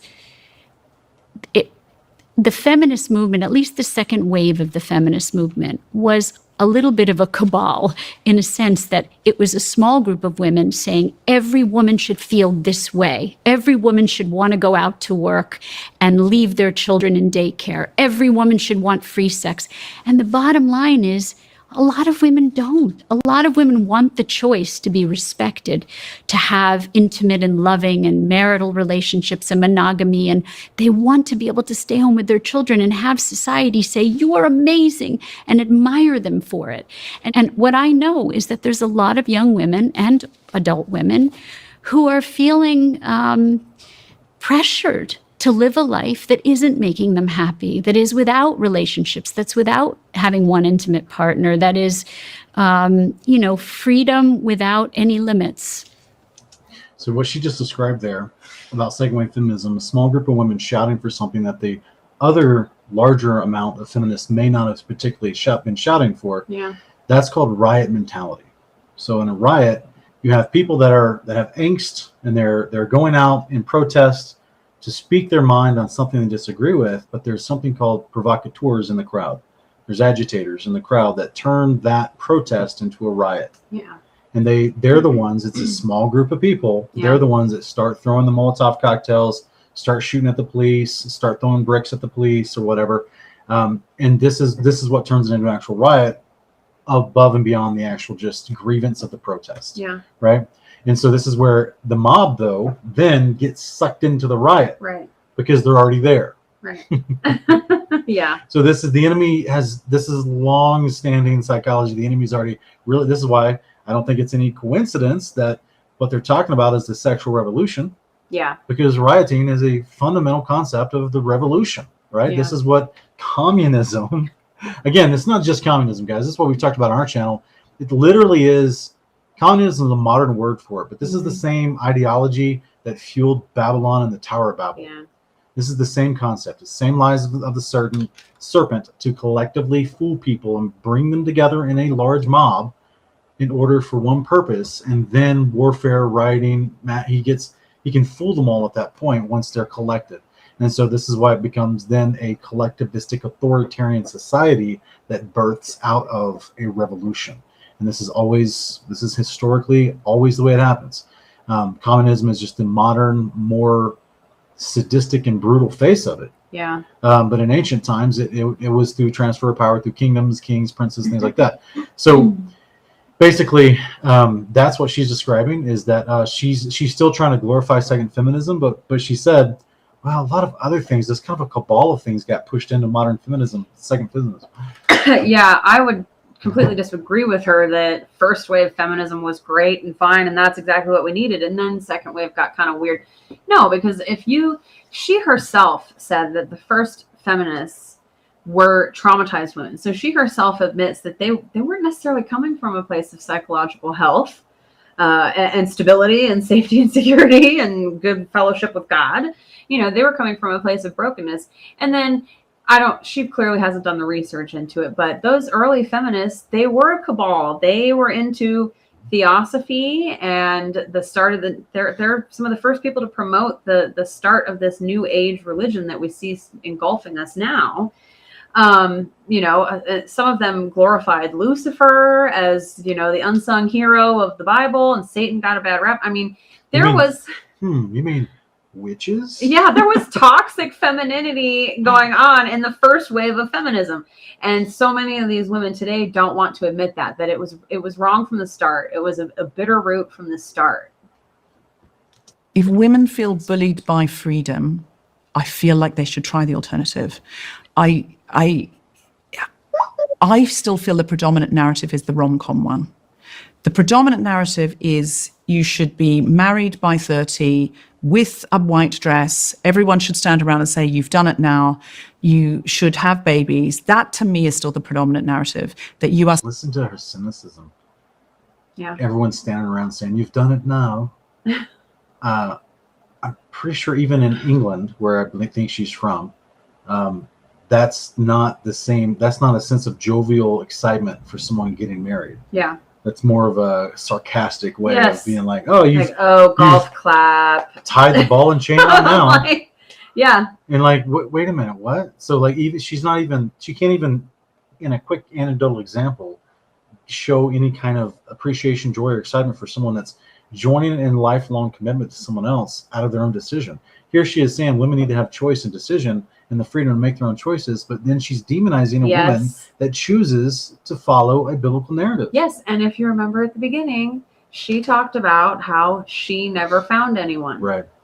So this, of course, she's going to be cynical and bitter towards the whole idea of marriage because she didn't find the rom-com. She didn't find the guy, you know, clearly. And that has left her with some wounds that are not healing. So successful if you have achieved these things. Now, it is true that many women feel also they should have some kind of career. That is very true, but I feel like the main thing that women are asked to aspire to, if you really look around, it is still find the one, have the rom-com ending. And I do not see this idea that women are told the whole time we should be out on the town, sleeping with everyone in town. Far from it. And I know this isn't true because I went to a school that's a very, very good girls' school. It's a state school, but a very, very high-end one in London in 2018 when we were all out marching in the street, the Women's March. Recently, I went back and all those girls are talking about being a high-value woman, which is from the manosphere and not too high, having not too high a body count. These are obviously different girls. The ones 2018. How awful that these women are talking about being of certain value to find a certain value of a man, and how awful that they're talking about being chaste. Oh my goodness. Went off to university. So she's presenting this as, at the Women's March, she met women who were showing they had self-dignity. Yeah. And were not trying to be harlots. And she's presenting this as if it's a problem. Yeah. That's in 7 years. They were saying, in 2018, 2019, around that time, they were saying no slut shaming, listen to your body. They weren't saying run around and have sex with everybody or I've got to have a lot of lovers. They were. But that's what the underlying message is. Yes, it That's you don't need society to destigmatize it if that's not what you're wanting people to go do, and if it's not what you're encouraging people to go do. There's no other alternative because they're not arguing for chastity. Exactly. They're saying monogamy is not good. Yes. They're not saying you should be chaste and not have sex. Right. So there's only one other alternative, Yeah. which is you have many lovers. Yep. And that's where, even though she's trying to say we're not saying this, you're exactly saying what this. you're saying. Yes.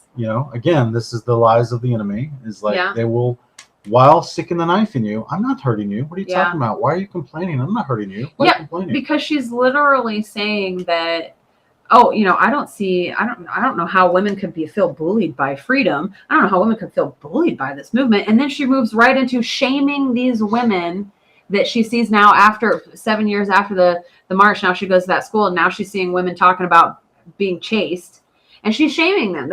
She's coming from a place of how she's disappointed to go to a place and see women talking about having those kind of values. So she's doing the bullying right here in front of us while she's saying, oh no one should feel bullied by this. Saying, I make my own decisions. I don't, listen to patriarchal ideas about how I need to live my life. I am going to go to university. I'm going to meet people and make meaningful relationships, and some of those will be friendships. They are now talking manosphere talk.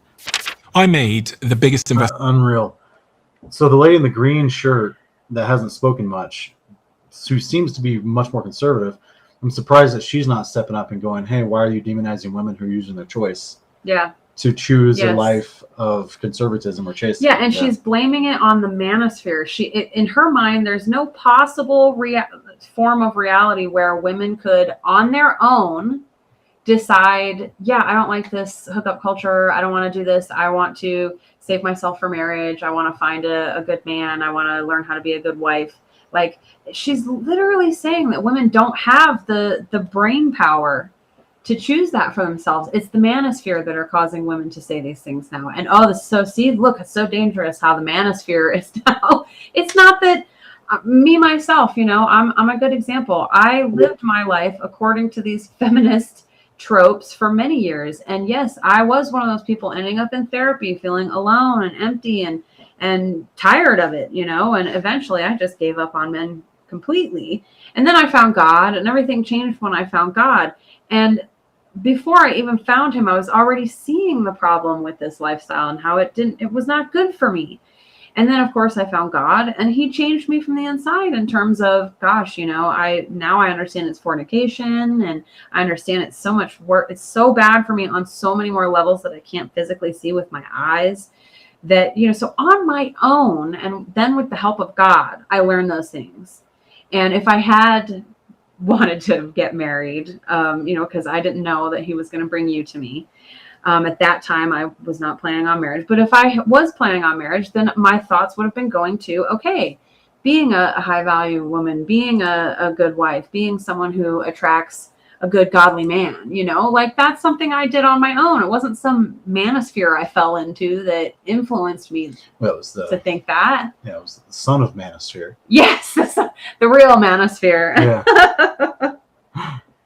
Come here and get some of this scent. Get in on this husband scent. I love you. I love you. As well, which just shows the sort of explosion in people searching trad wife, which means traditional wife. Yeah. And it seems from 2024, there's been this real explosion in people searching for this trend. And you said something a second ago, Erica, about young boys in particular being more vulnerable, I think were your words, than the young girls that you're seeing. Yeah. So how do these ideas come together to and also link in and parlay into this word manosphere? Because this subject of manosphere has been at the very Look, if I can just real quick, she's talking about the young boys who are seemingly more vulnerable now, looking for traditional relationships, not wanting to engage in this type of promiscuous behavior as women are more seeking to engage in it. I don't know about if it's just now, because, when I was young, before I got my heart broke a few times, I had those ideas, right? Yeah. And I wanted to find one girl and build a relationship with her. Yeah. I didn't want to just play the field, and what's crazy is at one point my grandmother made that statement. About playing the field. Yes. Oh, jeez. My grandmother talked about something about like, she said, sometimes before you settle down, you just want to play the field a little bit. And I'm like, and I was a kid when I heard this, and I didn't know exactly what that even meant. Now, again, to someone that was, born in the 1910s, Yeah. her idea may not have been thinking sex, but it was just going a bunch of date with guys, Yeah. and see what's out there, Yeah. right, and date without the sex part, right? Yeah. Whereas as these feminists are bringing forward, the sex part No, is assumed yeah. these days, like Yeah. because like they said, it's like shaking hands. She wants to make it as normal as shaking hands, Yeah. and that's where you're like, and this is what you see in the hookup culture, Yeah. in modernity, but there wasn't like that 100 years ago, right? Because my grandmother was like 97, I think, when she passed. So I didn't take it, and there were other adults in the room at the time when she made this statement. They didn't take it as if grandmother was suggesting Right. to go out and be promiscuous. But she was just meaning, not choosing your first option, maybe.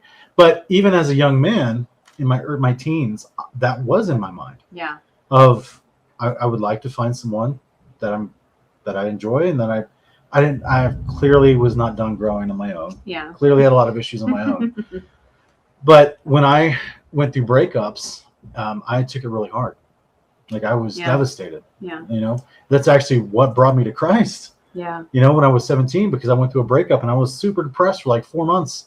And my friends were like, quit acting weird, guy friends, right? Quit acting weird, Sean. And I was just like, I was extremely hurt, right? Yeah. That led me to buying, okay, so then I thought to myself, I felt vulnerable, like she's talking about, right? Yeah. This is in the 90s. And I thought to myself, okay, well, I need to be tougher so that I never get hurt like that from a woman again. Yeah. So I'm already developing, without having any counsel from older people in my life, I'm already developing my own survival instinct, if you will. And I thought to myself, okay, well, I need to read about relationships and women and read about how to protect myself, because I saw on a video game that the phrase knowledge is power. And I thought to myself, if I get more knowledge, I will be more powerful to stop women from hurting me, right? So then I bought it, and then I thought, well, I need to get knowledge so I can have power, but I need to get knowledge quickly because I was in pain, right? So then I bought a book on how to speed read so I could read more knowledge faster and be able to protect myself sooner. So then I was practicing how to speed read with this book, but while buying other books on philosophy and economics and relationships, and I remembered I was reading some classics at the time as well, and I was because I worked at a video book and music store called Hastings, and they had a bunch of books, and so I would go buy books and try to swear about the speed reading book. And that was my attempt within this like 4-month time of depression of like, how do I gird my heart? How do I protect my heart from this ever happening again, right? And then at the end of that, I was snapped out of that because Christ gave me His Holy Spirit, and I gave my heart to Christ, and my life changed forever. And then I had an insatiable desire to read the Bible. which little did I know, I was getting knowledge and power to be able to protect myself in a proper way long term. But so it was just kind of an interesting way that how the Father got me from hurt from a relationship, because I was vulnerable, wanting a lifelong partner. Yeah, actually, I feel like that's another paradigm that the Father's been shifting for me the last few years, and just showing me how many men in this world actually truly desire just a normal, healthy marriage and children. I thought there were just as many men out there as there are women that have this like sneer about children. Ugh, kids. Ugh. And I have been shocked when I actually started listening to men. That's another thing feminism really has done. Feminism has completely dehumanized men to where their opinions don't matter, their thoughts, their feelings don't matter. They don't have hearts that can be broken. They don't have hearts that need to be protected. We women are the perpetual victims, and men are the perpetual perpetrators, and there's no in between. And so that was one thing I didn't realize I never really did, was actually listen to men and like hear and understand and respect their preferences and the things that they say, you know. Men who are pro-life, the pro-choice women who go after men who have pro-life views, it's insane. It's like, you're a man, so your opinion doesn't matter. The hypocrisy. I mean, imagine men saying, well, you're a woman, so your opinion doesn't matter. I mean, that's their tops would blow off, you know. And it's just crazy to watch everything flip on its head. All for the worst, you know, all for the worst. I mean, there were some improvements that men as a whole could make in their interactions with women as a whole. Yes, like on that, but in the same time, I met a girl when I was 20 that I liked, and I told her I liked her, and she smiled and laughed at me and said, "I don't like you like that." Yeah, and she wanted physicality from me, but she didn't actually want a relationship with me. Yeah. So, you know, I'm like, I felt in a weird way. Suddenly I was like, wait a minute. That's what dudes say to the women. That's what, like, I've said that to a girl in the past. Yeah. You know what I mean? And here I am getting it served back to me. And so that's where this whole concept is empowering women in the wrong way. Yes. Actually, in my opinion, it's taking our power away. Because the reality is there are some truths that are talked about in that manosphere area. And Sean and I will, if you guys want to see us react to any manosphere videos, you know, we're thinking about that too, because we think that that's like an extreme overreaction to feminism. So we feel like manosphere is not the answer. But there are some truths that are spoken of in the manosphere. Yeah, in fact, it takes our power away. I made a post about this a while ago because it dawned on me. I realized that feminism tricked women into thinking that it's empowering to let other men, whatever men are around, see your body. Modesty is this thing that is like, it's like a controversial word to use. It's like offensive to suggest that women should cover up and be modest, because somehow it's empowerment to, I don't know, let all the men that are around you have the opportunity to check out your figure and lust after you. Like, to me, it's like this big joke that was played on women, because I'm sure that if we were to dig down, we could find men involved in the feminist movement. Sure. And how perfect is it that men got women to think that it's empowerment to walk around dressed scantily clad? I mean, how perfect for the actual unrighteous and being willing to men. Have relationships outside of marriage. Yeah, you know, I mean, that's exactly the stereotype man that feminists hate. That's exactly what that stereotype man wants, and feminism has given it to them. Like, and those stereotype men like feminism. Yes, because a lot of those stereotype men might also be the type of men who don't necessarily care about working and supporting a family, and they're fine being supported by a woman, and they're fine with her paying all the bills while he stays home and plays video games all day. And then the feminists complain about how you can't find any good men these days. It's like, you're raising, these are the men that you are creating and giving to the world through this ideology. You don't realize it, but this is all your fault.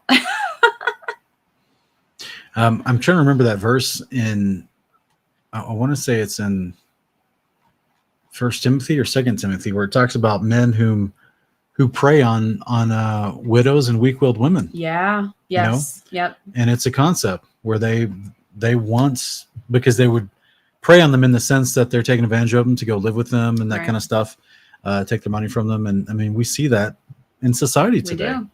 Yeah. And if the woman had demanded a biblical relationship, they would not allow that man to be in her life. But because women get so trodden down, they just settle for a man that's there, Yeah. gives them some sense of security, but yet at the same time, he's not producing, he's not leading, he's not walking in righteousness. He's just taking from her. Yeah. And a lot of times they just end up in that relationship accidentally because they started out having sex. That too. And the sex was good. And women, it is scientific fact that women attach emotionally through that act. So teaching women that they can just have casual, meaningless sex and it won't affect their emotions is one of the cruelest things you could ever do to women, because that's not how our actual biology works. So a lot of those women end up with losers because they have good chemists, they have good sexual compatibility, as our lovely feminist lady would say is the most important part of a relationship, is they're sexually compatible. But that's how a lot of women get hooked into toxic relationships. You know, they have intercourse and it creates this bond. chemical Yes. hormonal bond. Just like we were talking about the hormones of birth control changing Yes. you to not possibly dislike somebody. Yep. Clearly the hormones fired off during sex can cause you to like someone that you may not should be with. Yes, that you actually don't like. Yeah. It can trick your mind. There are some funny words out there for women who get something matized. Okay. And it's Yes. a word because it's a real thing. Yeah. So I think we're probably going to wrap it up here, guys. We're not going to watch the whole debate. Like I said, it's really long and Sean and I clearly have a lot to say. But did you have anything else to add on to this? Should we wrap it up? What do you think? I think, well, without hearing that part of their discussion for a further prompt, I think I've said everything Okay. that I could say. Guys, let us know what you think about this. We're thinking about doing more reaction videos together as a couple, particularly in these kind of veins, the feminist stuff, the manosphere. We do feel that there's some manosphere stuff that's wonky, that needs God. Yeah. So Some crazy men out there saying some crazy yes, things. that are not the Yeah. answer to the feminist problem. So let us know what you guys think. If you'd like to see more videos like this, what kind of videos you'd like to see us react to, get our commentary on, and just let us know. So And put your hand up. 1, 2, 3, 4. I declare thumb war. Tune in next time to see who wins. it's going to be me. I'm going to win. No, it's not. Hey, I had more siblings than you. I definitely can win a thumb war. Thank you for being here, everyone. Love We'll you see guys. next time.